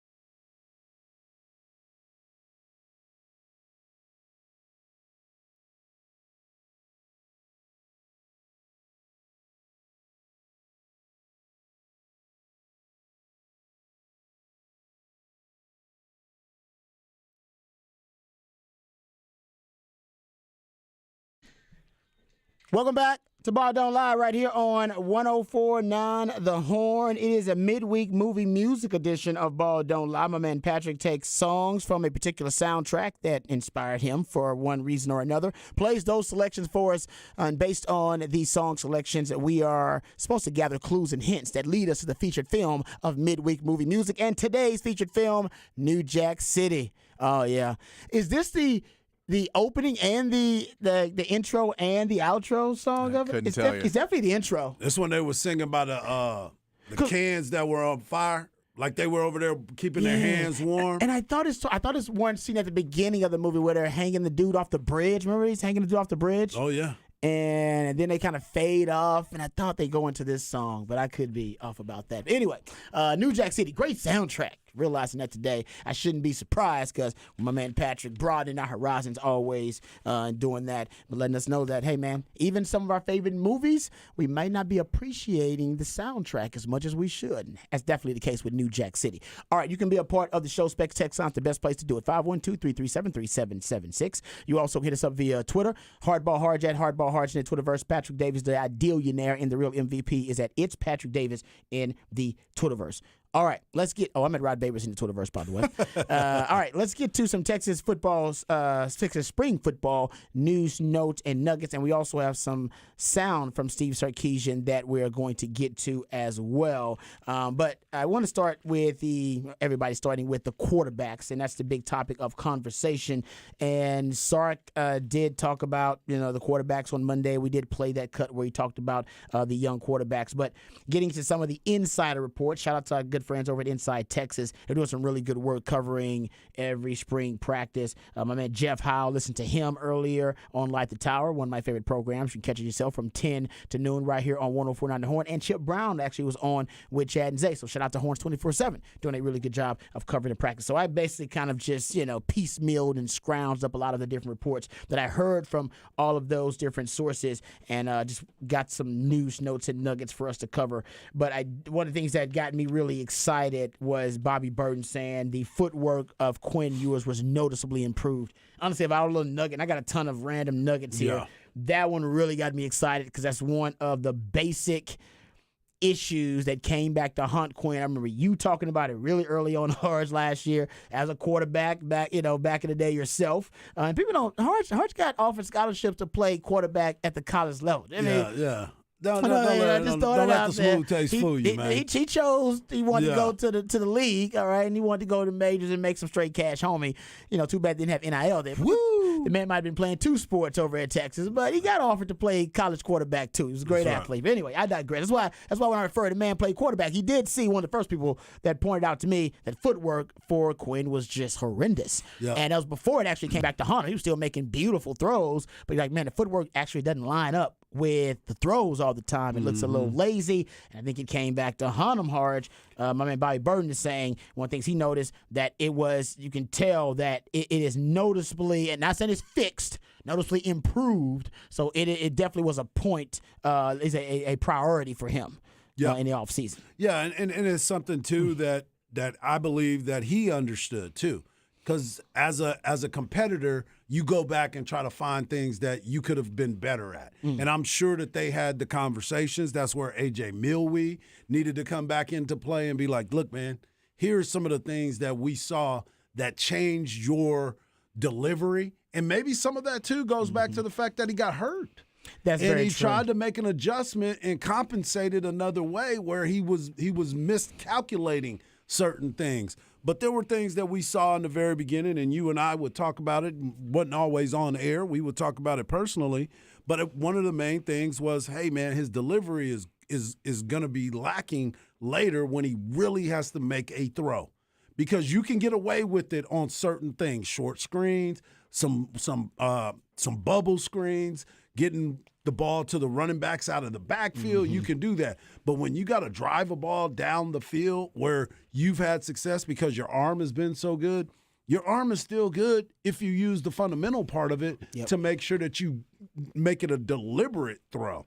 There are certain things that he did, but that's good to hear that he's working on that. And I'll give you a lot of credit, too, because I kept saying he can work on it during the drills, but he couldn't do it during the actual work that was being done. And you kept saying he's got to do it in the offseason. He's got to get back there and dedicate that time, and it looked like he did that. He can, but it's just really tough because there's no time. Like, there's a certain amount of time the coaches get to work with you in the offseason unless you are, and this is not a criticism of Quinn Ewers at all, more of a critique. You're talking about a guy that was out of football for a year plus and sitting out, so he's got a lot that I think he's got to catch up with, especially in terms of the technique. But unless you're just obsessive about your own technique, he would have to be like filming his own practice reps and then going back watching his own practice reps and essentially coaching his own technique. There are people out there that do that. They're that obsessive, that compulsive. I don't know if he was that obsessive about his footwork. And so during the season, in order for you to improve your footwork, that's what you would have to be focusing on. And there's way too much time spent on scheme, too much time spent on the game plan for the opponent. Think about it, he doesn't even know the scheme well enough to know the entire playbook. Right. So he's still learning the playbook during the season too. There, that some things have to be sacrificed because of the lack of time. And I think ultimately technique and footwork is what was sacrificed, but it did come back to haunt him. And not as much, like you said early on, but when teams figured out that, we gotta force him to process while also making those difficult throws, that's when I think life got really tough for Quinn Ewers. When he was playing against teams that wanted to play man-to-man coverage against Texas, like Alabama did mostly, because they were like, you know what, we hear a lot about Quinn Ewers. But hell, man, he ain't got nothing on film. Right. Prove it to me. Prove you can make all these great throws against all my 5-star defenders. And he did. He really can make a ton of them throws. And they're like, all right, we can't just give him an easy read pre-snap where it's man coverage and all you got to do is make the perfect throw. He can do that all day. Let's make him process first. Let's make him pre-snap read something and then post-snap have to process it and then let the pre-snap read be different from the post-snap diagnosis. And then it ain't about making the perfect throw anymore. It's about processing and diagnosing the defense and then also trying to make the perfect throw. That's when the footwork came back to home. That's exactly what That's ended when up the footwork happening. came back to home. When he was just throwing this willy-nilly and just having to diagnose man coverage. Out there. Coverage, oh man, he can throw against that all day, every day. But you have to throw against, design, pre-snap disguise defenses with 3 deep safeties, with 2 deep safeties. And I just think that's when he got a little bit more discombobulated as a player. I expect him to improve on that this year, though. In terms of his process. No doubt. Also, Byburn pointed out that he looked at Arch Manning and he thought Arch Manning was not only looked bigger than Quinn Ewers. So I got to see Arch Manning and Quinn Ewers kind of side by side. But he also thought it's looking at him, this natural delivery, the footwork, the arm talent that he thinks is the most NFL ready a quarterback has been when he's entered the University of Texas as a freshman since he's been covering the program, which has been, I think, since like 1995. I don't know when early 90s when Bobby started covering the program. Right. And that's a big compliment because you've had star quarterbacks, celebrity quarterbacks before. You have Chris Sims came in here as one. You've had 5-star big-time quarterbacks before. You've had coaches, kids before at the quarterback position. But he's saying Arch Manning definitely living up to at least the eye test that you would think. Yeah, and that's what I'm glad to hear as well, because we've all talked about it and everyone was criticizing across the nation. Why did he get this ranking? Does he really deserve it? Is it his last name? Is he just getting here because of the Manning name and all this other stuff? And then you get a chance to see him up close and personal. And a lot of people are saying he actually looks bigger than 6'4". They said he looks a lot taller than what the listing is of him because he's a large he's every human bit being. of it. He feels it out. He carries it out. Yeah. So that's what Bobby kind of said. And I was like, really? Yeah. He looks like a different type of player. And again, genetics is one thing, but that cerebral part of the game is going to be something that we will never get to see until the games are actually played because the Manning family and what they were able to do, and he's been in every type of film session with the uncles and even his father and grandpa. He just has that. He just has that part of the game that you can't teach, right? You have to be there. You said it just a second ago. You got to be invested in it. You got to be so consumed by the process that it kind of leaves you no options, right? So he is in that different area, and maybe this is what's pushing Quinn as well. You need because you definitely know, hey, he's going to be prepared because he studies film. That's what he does. He's going to be that guy. So maybe I got to spend a couple more hours in the film room, not just minutes more than him. You need to be in there just as much or even more so. I like that. Because you're going to be pushed, because the one thing you can't go out there and your talent is equal. Y'all all have it. It's the smarts that goes into it. Yeah, no, I'm with you 100%. And I totally agree with the texter. Arch is going to push Quinn, and we need that. Everybody should be happy about that. Because not only, first of all, whoever the backup is, and it's not going to be, honestly, I think Arch Manning's going to be the backup. Yep. I just feel like that right now. I know Malik, you're still waiting on whether Malik Murphy is going to get over, was it an ankle, foot injury, whatever it is. I just think the way things are trending, I think he's going to end up being the third-string quarterback, and Arch is going to need a backup. And by the way, whoever the backup is, you're going to need him. Because Texas, I believe, going back since 1999, I believe Texas has needed a backup to play because of injury to the starter or because of, productivity or lack thereof from the starter. Only like 5 times that it's like, I think it's 5 seasons where Texas has not had to have the backup play because of injury or, benching your starting quarterback. Well, it's like, since 1999, since 99. It's like 02, 05, 08, 2010, 2019. That's it. Well, as we talked about, you know as well as I do that playing quarterback nowadays in any position, actually, you're definitely going to need a backup. And not only that, you need a comparable backup, somebody that can come in and continue to extend what you've been doing the entire year. If you plan on trying to make a run, the backup quarterback is definitely going to be the most important part of this team. Not because it's the most popular. No, because it's a necessity. We saw it last year. If Hudson Card doesn't go out there and play well, your season is toast. Yeah, you might be no 8-5. You're a 6-win team. Yeah, you're a 6-win team. Exactly. I almost beat Bama on one leg. Thank you. You had a shot at it. I've always said that. Think about the Big 12. One team in the Big 12 didn't need a backup last year. Yep. Iowa State. And he played the entire time. He's the only one. Everybody else backup had to come in for one reason or another. Hell, look at the NFL playoffs. Same thing. You had Skylar Thompson out there, third-string quarterbacks for the Ravens and for the 49ers. Yeah, you better get your backup together. You better figure that out. So I agree with you about that. My man CB with a good point, though, here about 98. Richard Walton was the starter, got hurt, Major had to replace him. Yeah. CB has a good point to us. He said, and good point here, too, about, because Bobby Burton made a comment, too, that this is the most talented the quarterback room has been in terms of arm talent since he's been here. Hard to deny that because you got Quinn Ewers and Arch Manning, 2 of the highest-rated quarterbacks in the history of modern recruiting. And Malik got that cannon, too. And Malik's got a cannon, no doubt about that. Yeah. I think the second most talented QB room was probably when I was here, and CB brings this up. He said, Rod, your senior year, you had 3 5-star quarterbacks in that room with Sims, Chance Mock, and VY. Yeah, that's a great point, CB. That was a nasty QB room right there, man. Oh, I remember. Man, VY was on the scout team. Yes. Oh, dude. Getting better, though. Getting better, though. Trust me, it wasn't no picnic for us. VY on the scout team. I'm like, man, this dude should be on the scout team. Dude should be playing. But he proved why he should be playing a little bit later on. Also, man, CB points out Texas has used or needed multiple quarterbacks in 98, 99, 2000, 01, 03, 04, 06, 07, 2011, 12, 13, 14, 15, 16, 17, 18, 20, 21, 22. And CB, honestly, 2009, dude, I threw out there too. Yes. Because Gary Gilbert had to come in national title game. Yes. I know. So it's even more than you think. So, yeah, you need Arch Manning, he needs to be ready to play. Yep. Right away. All right, and I think a lot of Longhorn fans are going to be excited about his progression. Let's get into the cuts here from Steve Sarkisian, and then we get back to some of these news notes and nuggets from spring practice.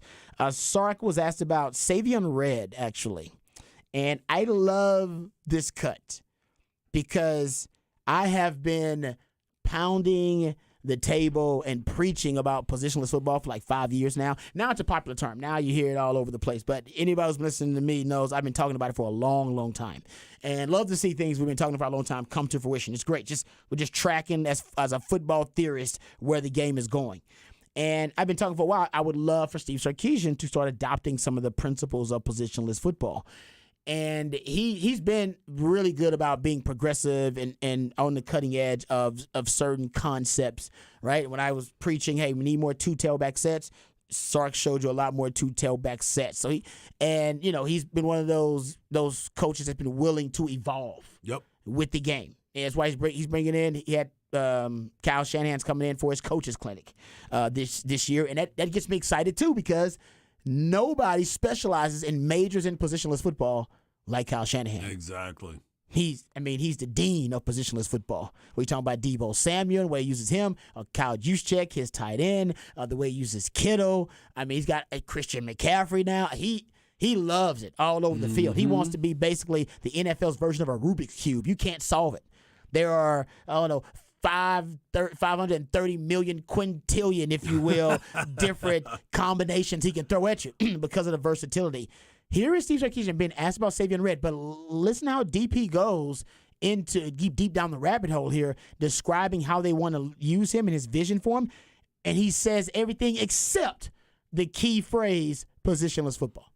Well, I think the one thing for Savion Red that it's going to do, it's going to spend a year playing wide receiver for us. Now we're going to train him at running back, and the goal is that we have a guy that can do both, that maybe we can put some pressure on defenses when he's on the field. Where and how are we going to be, and what formations are we going to be in? We had a real luxury with Roschon and Bijan. Those guys were natural route runners and could catch the ball and were very smart and could line up all over the field. We like that in our offense, so we have to generate that. We have to recreate that different ways, and this is one of the ways that we can. All right. He didn't say it. He didn't say the term. He refused. He refused to say positionless football, and I think he's doing it just to irk me. But he said everything except that, right? He's like, we want to use him. I want him to be a guy that brings versatility and move him in the backfield and run routes. Yeah. And Bobby and Jerry Hamilton also remarked that he looked really good in like the one-on-ones that was available, or at least the one-on-ones that they saw in the media window when he was running routes. It looked natural there. And they think, that Sark may have a plan for Savion Red. And even if it's not Savion Red who ends up fulfilling this vision that Sark has for positionless football, which it should be, that maybe he'll recruit in the future someone who also can fulfill that vision. Yeah. Who can, you know what I mean? And I love that. I wish he would just use the term, but I think it's coming. I think he'll drop it during the season one or two times. Well, after your boy comes in and has this conversation and he brings it up a lot and have that, it's going to be embedded in his mind, and he's going to slip one day and say just throw it out there, man. Yeah, sometimes we develop a world of position. I mean, football players just adjust. He doesn't want to get. He's not going to do me the justice and do me the honor of dropping that term positionless football because he knows I would brag about it for the entire 2023 year. He's like, I'm not dropping that term. Yeah. I'm not going to give Babers the satisfaction of dropping that damn term. Not going to happen. You know what, Sark? I feel you on that. Can't do it. Someone texted me and said the Rubik's Cube, 43 quintillion different permutations, combinations. Oh, wow. I don't know. I'm not that much of a nerd. My point is, that's what you want your offense to almost be unsolvable, like or difficult to solve, like a Rubik's Cube. I like it. And all the different combinations. That's what a versatile back like Savion Red can do. And by the way, Jay Witt can do that too. Oh, hey. And so can JT Sanders. Come on. And so can Keelan Robinson. What? All three of those guys are versatile enough to be positionless football pieces on your chessboard. Imagine that, bro. They are. I'm just throwing it out there. Oh, my goodness. Also, if you want to know what freshman out there looks the part but also plays the part too, Jonte Cook's the guy. They keep everybody. Jeff Howe has raved about him. Bobby Burton raved about him. Jerry Hamilton raved about him. All guys I follow, trust their evaluations, and they say this guy's legit. I mean, he's polished already. He's gonna play. He's going. I don't know what package and how often he's already behind X-Man, but Jonte Cook's gonna play. Mm-hmm. Yep. So come on, man. Expect that to happen. And I honestly, what I like about him, and I heard Bobby talking about it too. There's a lot of savvy.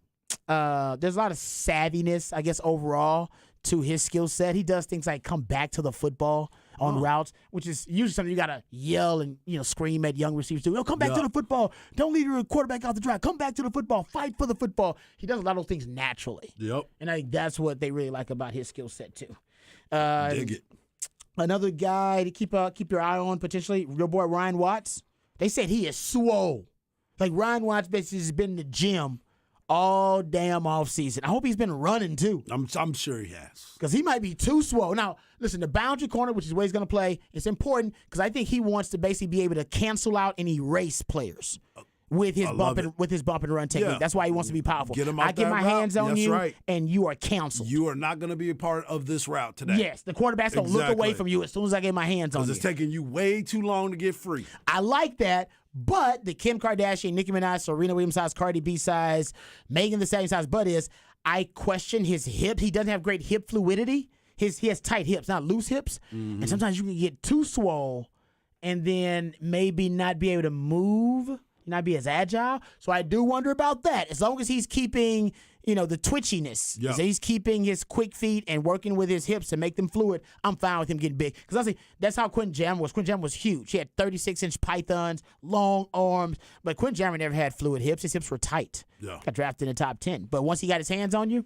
Yeah, good you night. weren't going anywhere. That's all she wrote. Yeah. Say good night to this one. Yeah. Done deal. So that's out there too. All right.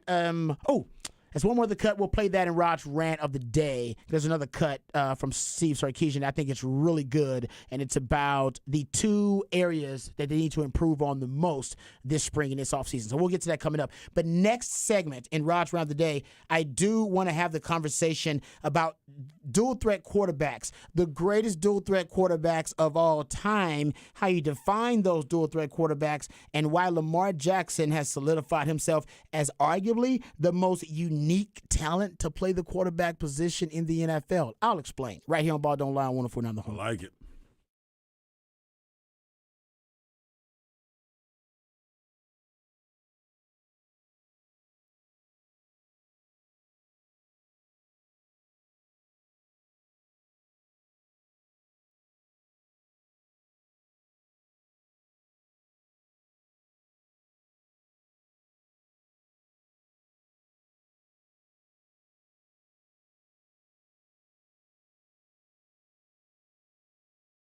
Hey, what's up, folks? Lifetime Longhorn Rod Babers here. Let me tell you about my friends. They can be your friends, too. MyBookie. You can make your basketball bracket a moneymaker with MyBookie. You can get started because getting started is really easy. Visit MyBookie online. Use the promo code HORN, HORN, to receive a deposit bonus up to $1,000. That's right. Use the promo code HORN, HORN, and you can receive a deposit bonus up to $1,000. Now, grab your extra funds right now, and for a limited time, you can claim a free entry into the $150,000 MyBookie Madness Bracket Contest for a chance to win a lot of straight cash home. We're talking about life-changing money, folks. So if you're that type of guy or gal who likes to fill out multiple brackets, you can do that, too, to get an advantage. No problem at all over at MyBookie. The price of entry is less than an Uber ride, all for the shot at life-changing money. So with so many brands to choose from, you need a platform that's easy to use and makes it simple to bet and also easy to win like MyBookie. Visit MyBookie right now. Use the promo code HORN, HORN, to receive a deposit bonus up to $1,000. That's the promo code HORN, HORN. With MyBookie, you're making money before you even place your first bet. Bet anything, bet anytime, and bet anywhere. As long as you're betting with MyBookie, you're betting with the best.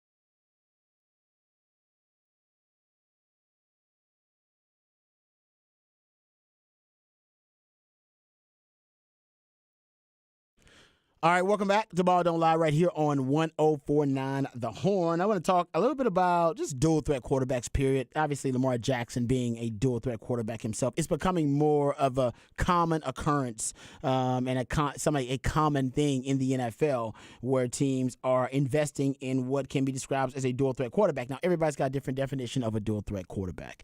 For me, I think it's a quarterback at the NFL level, and this may need to change too because you have 17 games now instead of 16. If you can rush for over 400 yards in a season, I think you're a dual threat quarterback. You'll be in that conversation. There have only been 2 quarterbacks who've rushed for over 400 yards in a season at any time in their career and won a Super Bowl. Russell Wilson, Steve Young. So I think the definition kind of fits there. That's just my personal definition. Everybody's got their own. But Lamar Jackson, there's no question. You're talking about not only a dual threat quarterback, but arguably one of, if not the most unique talent to ever play quarterback in the NFL. Now, if he's not, he's definitely in the conversation. And here's one of the reasons why. I do deep dives, rabbit holes. That's my thing. I love to go down rabbit hole. Rabbit holing is what I like to call it. And I went rabbit holing last night about Lamar Jackson. And one of the most extraordinary stats about Lamar Jackson in his career is the fact that he led the Ravens in rushing and passing 4 straight years. That is amazing. I'll tell you, that's crazy. Like, it doesn't even make sense. Rushing and passing. But he doesn't deserve any money. But go ahead. Continue. And you know what? It's an extraordinary thing, but it also points out some of the faults in the roster construction around him, which is why a lot of people are at least pointing out that this may be an indictment ultimately, or these types of stats, just an indictment on the Ravens and their inability to surround Lamar Jackson with talent. And he decided, and this is what I love about players, and I say this all the time, I need a player that's going to put on his Superman cape. I need you to do it. I need to be able to see you can do it. I don't need you to do it all the time because you can't win Super Bowls just putting on your Superman cape all the time. But every now and then, I need you to just put on the Superman cape and lead the team to a game-winning touchdown in spite of all the odds, in spite of the bad coaching, in spite of the lack of talent around you, bad play calls, whatever. Just rise to the occasion and be better than the circumstances around you. Will the team to victory. Yes, I know it sounds cheesy, but we've seen it. We've all seen, like, damn, he just did that, didn't he? Right. And I don't want to see it consistently every game because that, to me, is kind of what I'm getting to about Lamar Jackson. I think ultimately the reason he led the Ravens in rushing and passing in 4 straight seasons is because he did try to put on the Superman cape too much because he had to. The Ravens have spent the fewest amount of salary cap dollars on offense in the last 4 years in all the NFL. Say it again, Rob. They have spent the fewest salary cap dollars on offense in the NFL in the last 4 years. They are second in salary cap dollars spent, second fewest, by the way, second fewest in salary cap dollars spent at the wide receiver position. And the running back room is a mash unit, as we all know. So I don't think he would need to run as much if he could get a team that is better constructed around him. But I went back and looked at NFL history at quarterbacks who were able to lead their team in rushing and passing.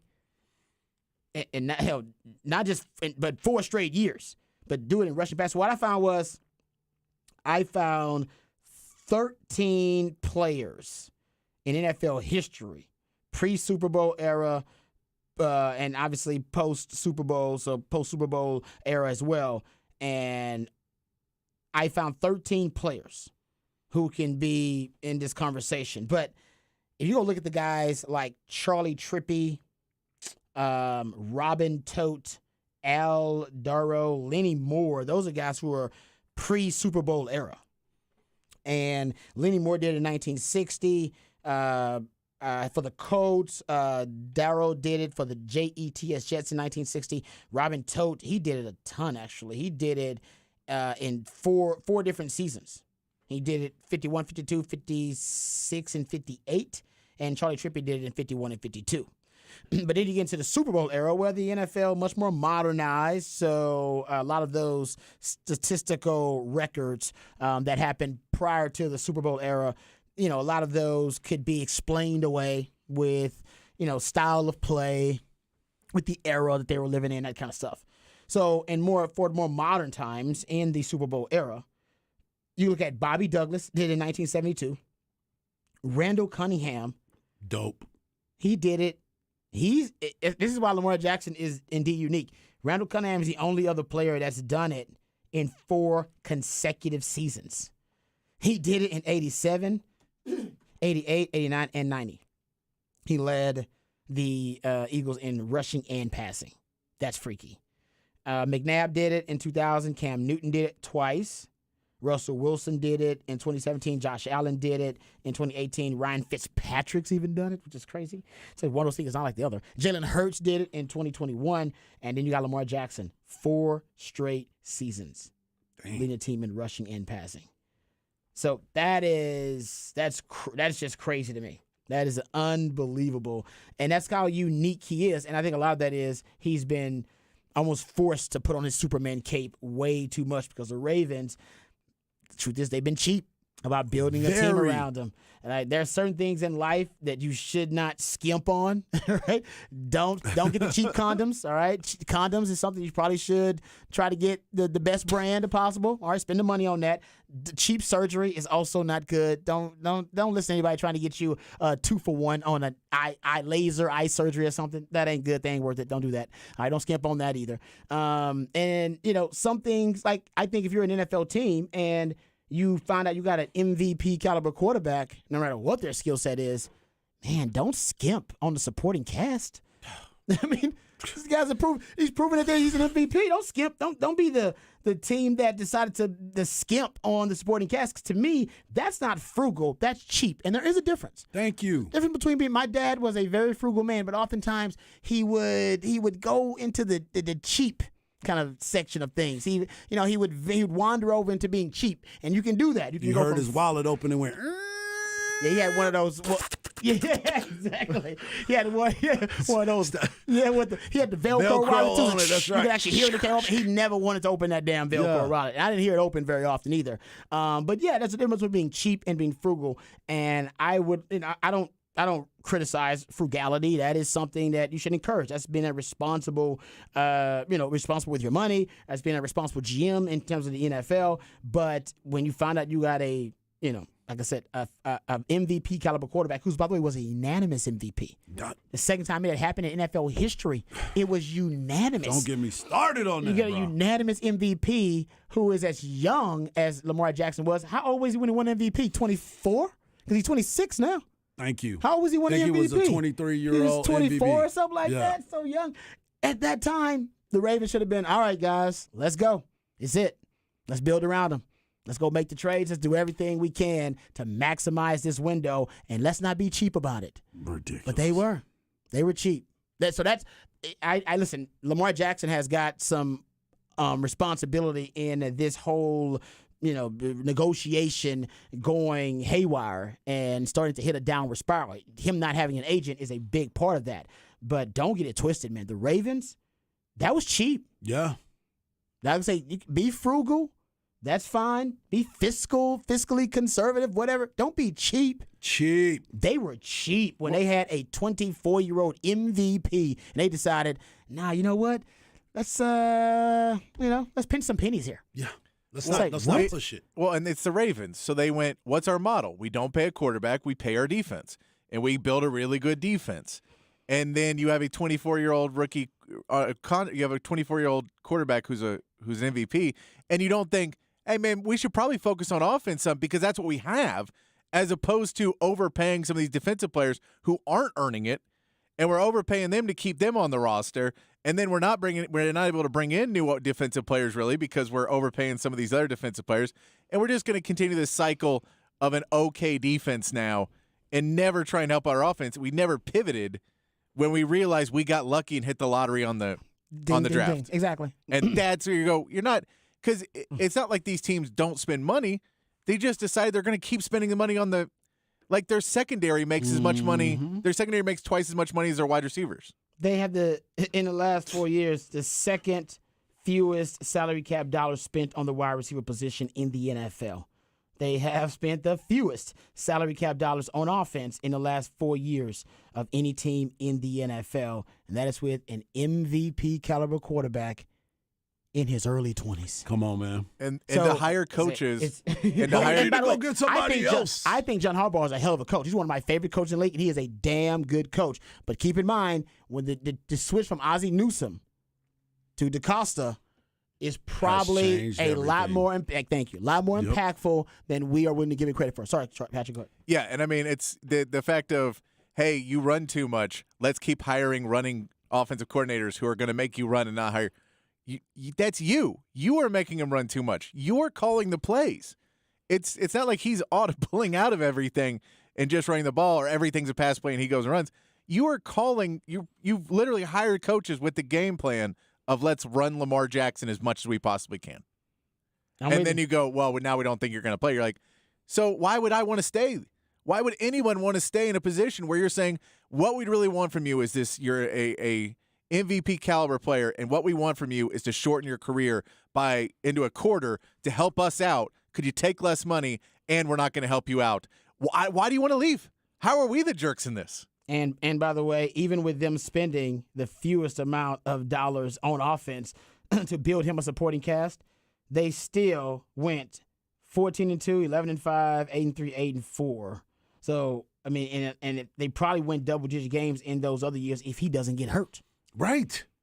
And the reason, like I said, his style of play, dual threat quarterbacks. Like I said, not a lot of them have reached the promised land. I get that. That's why I always said it's kind of like trying to marry a stripper. Nobody marries a stripper.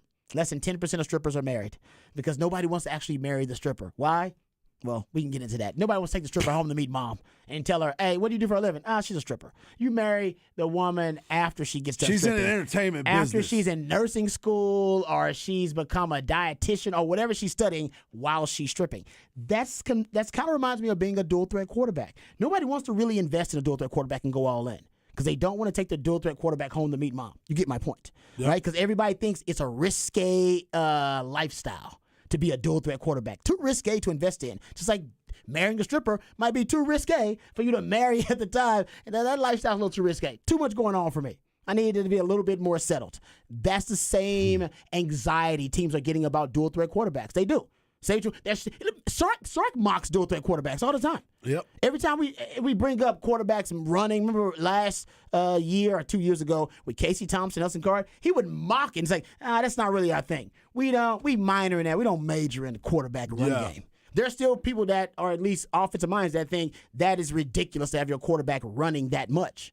I just think it's evolution. It's the evolution of the game. The game has changed quite a bit. Yeah, the game's just evolving that way. Yeah. So, yeah, I mean, if he had more of a supporting cast, they spent more money on supporting cast, you could make the argument he wouldn't have as many injuries. Mm-hmm. You can make that argument because he wouldn't have to do as much. We wouldn't have to put the Superman cape on all the damn time. He can just be a quarterback that helps manage the game and distributes to all the talent they have. Ugh. But they don't have that much talent No, they don't. because they don't pay for it. No disrespect, but y'all don't. You know what I'm saying? You gotta pay for You got it. the numbers. You know, the numbers don't lie, guys. You gave us the numbers. Since they've had him there, they've decided, he's the offense. So we basically have a bargain because he can do everything, lead the team in rushing and passing, so we don't need to pay for anything. Well, As Patrick said, we'll devour the money to defense, which is flawed logic. Hey, we're only going to draft O-linemen, Flawed logic. which is going to help you out. But our team is built on running the ball and playing defense. That is what we are built upon. And just because we hit the lottery, we are not changing that. And then we wonder why you want to leave. yeah. That's like going to work every day, hitting the lottery, and then when you get off, your wife goes, so where are we going on vacation? You go, I don't take vacation. I work every day. She goes, well, we won the lottery. And you go, no. Well, what about building a pool in the backyard? No. We don't need to do that. No. We're a hard-working blue-collar family. We got $40 million in the bank. Yeah, hard-working. You're like, no. You have $40 million in the bank. Exactly. Spend the money. And spend it wisely. Yes. Spend it on assets that appreciate rather than Yes. depreciate. And that's why I would have went with the window on the quarterback side.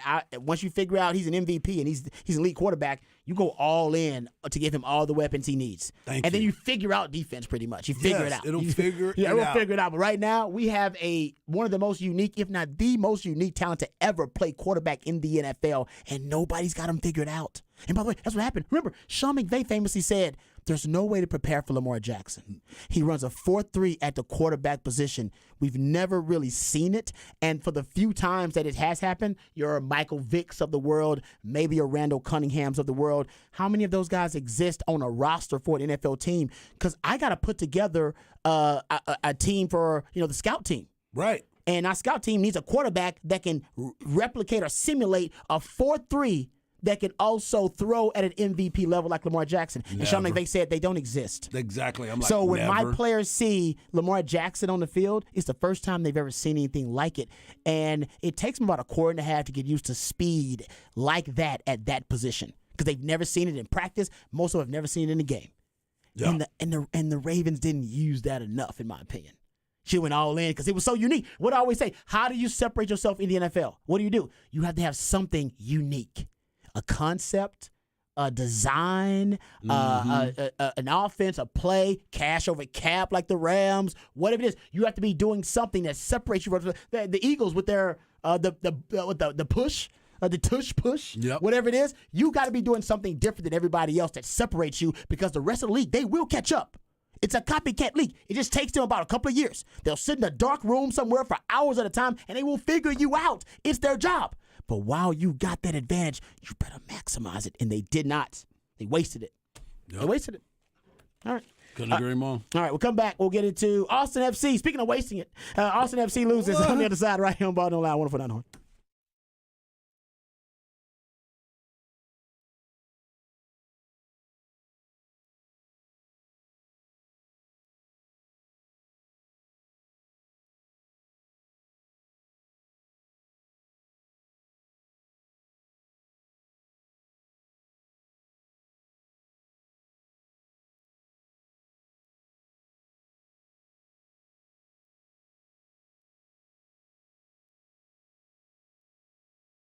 Hey, what's up, folks? Lifetime Longhorn Rod Babers here. Let's talk about Dr. Greg Eckert and his fantastic team. If you have any concerns about your dental hygiene, you need to reach out to Dr. Greg Eckert. Now, it's Dr. U is what we call him because it's Dr. Eckert. It's with the U, and the U is appropriate because he's a dentist that's all about you. He's all about the patient. You've heard the numerous testimonials on these very airwaves about how Dr. Eckert specializes in easing dental anxiety and general dentistry, teeth whitening, dentures, porcelain crowns, veneers, dental implants, full mouth reconstruction, even root canal therapy, whatever it takes to ensure you're getting the best quality dental care available. That's what Dr. Greg Eckert and his fantastic team are all about. Now, my first time meeting Dr. Greg Eckert was a great experience. Actually, it was a little strange because a woman came out of the office crying, actually, and I thought they were tears of sadness. They were not. They're actually tears of joy. She was crying because Dr. Greg Eckert had given her the smile that she had always wanted. She had never seen her smile look so beautiful, and it actually brought her to tears. He can do the same for you. Well, bring you the happy tears,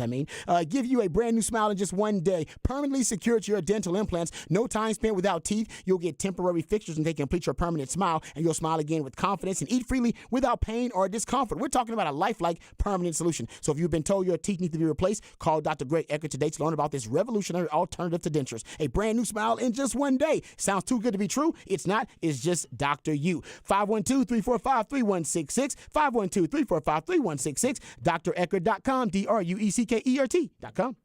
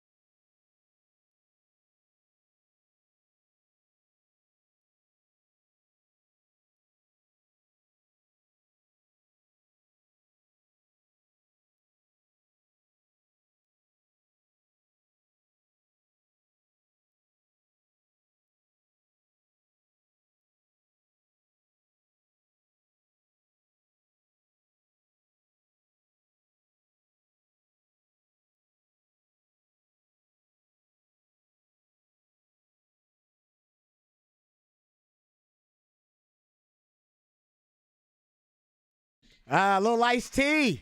I like that. It is Midweek Movie Music Edition of Ball Don't Lie. New Jack City is the movie that is featured for Midweek Movie Music. Shout out to my man Patrick. We're off early. We got one more segment. Next segment we'll get into. But before we do that, really quickly, Harj, I know you keep up with Austin FC because you live in a soccer household. Wifey plays soccer at the highest levels. And you actually, because of your kids and wifey, you go to Austin FC games, but also you follow Austin FC.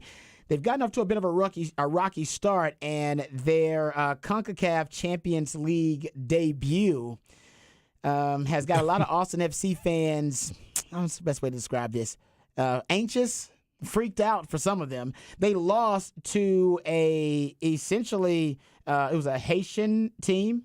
Yep. That, like I said, I don't know much about the Haitian team, I will admit, but it is being described as a huge upset.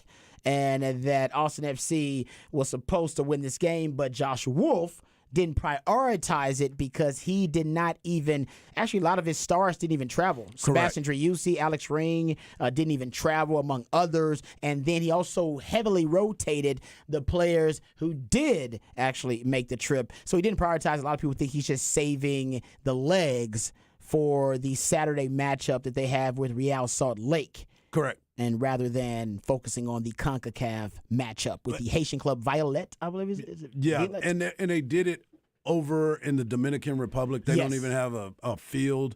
But the other part of it is this. They play them again at home.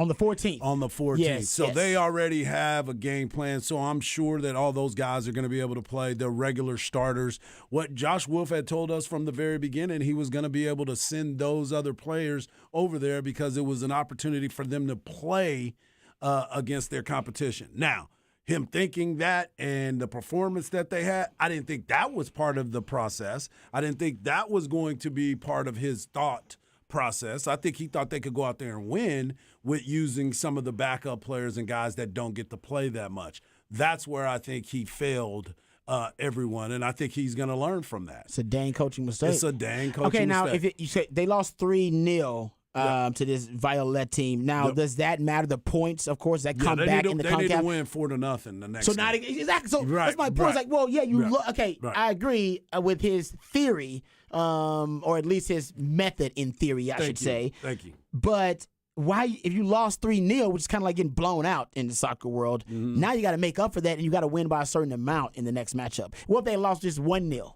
Yeah. Right, they'd have been in a better position. They'd have been in a better position. That's right. So then they could come back home and play the game. So that that's they why it's normally play. embarrassing. That's more why so than when anything. and the fact that Stuver was there. That's Stuver right. was the goalie. I mean, that's the thing that you look at and you're like, oh, okay, so we can't really say that we weren't playing. I mean, they just didn't have the other people that were going to score. But it's an embarrassment not only to the Austin FC, because Ethan Finley said it's an embarrassing performance for our group, but also to MLS, because these are supposed to be the best of the best. Best from each league around the world, and they play in this CONCACAF tournament, whatever it may be. So you're representing the MLS. You're representing American soccer, I guess, too, in a certain way. There's like a patriotic element to this whole thing, too. Yes. And you just, frankly, may have embarrassed them all. Yes. Okay. You want to make sure I got it right. You are right where you need to be with that conversation, want to my make sure brother. I got it right there. It All was not what everyone expected. All right. They got Real Salt Lake this weekend. I think that's what Josh Wolf wanted to focus on. They definitely got to have a bounce-back performance. All right, we come back. We'll get into what teams should be interested in one Lamar Jackson and what the Cowboys are looking at from their interviews at the Combine. And we'll wrap it up and put it in the oven as well because we got a short segment. All that and more right here on Ball Don't Lie, 104.9 The Horn.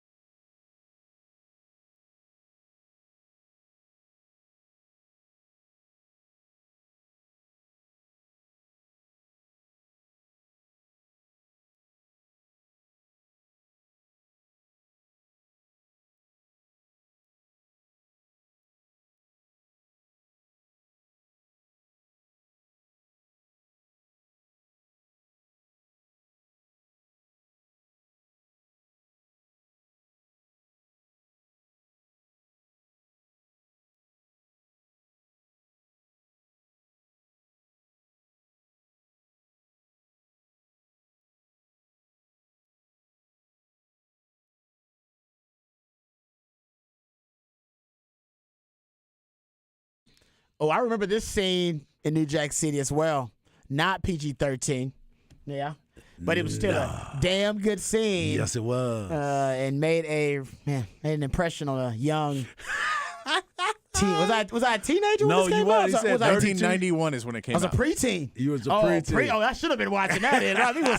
I was thinking about all types of stuff. When I saw this scene, I was like, what? Okay. Yeah. Grew up a little too fast. There you go. A midweek movie music edition of Ball Don't Lie. Thanks, my man Patrick, keeping us on our toes. We appreciate his efforts. You can always be a part of the show. We appreciate your participation. 512-337-3776. That's the number to the Specs text line. You can reach out to us via Twitter. Harge is at Hardball Harge, any Twitterverse. And my man Patrick Davis at It's Patrick Davis, any Twitterverse. I'm at Rod Babers. All right, we'll push Cowboys conversation to tomorrow and Todd McShay mock draft conversation to tomorrow.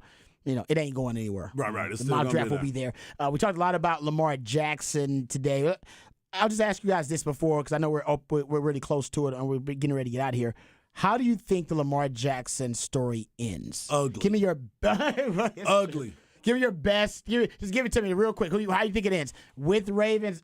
Not with the Ravens? Like, how does it end for I you? think he ends back up. I think he ends with the Ravens. I think he truly does. Yeah.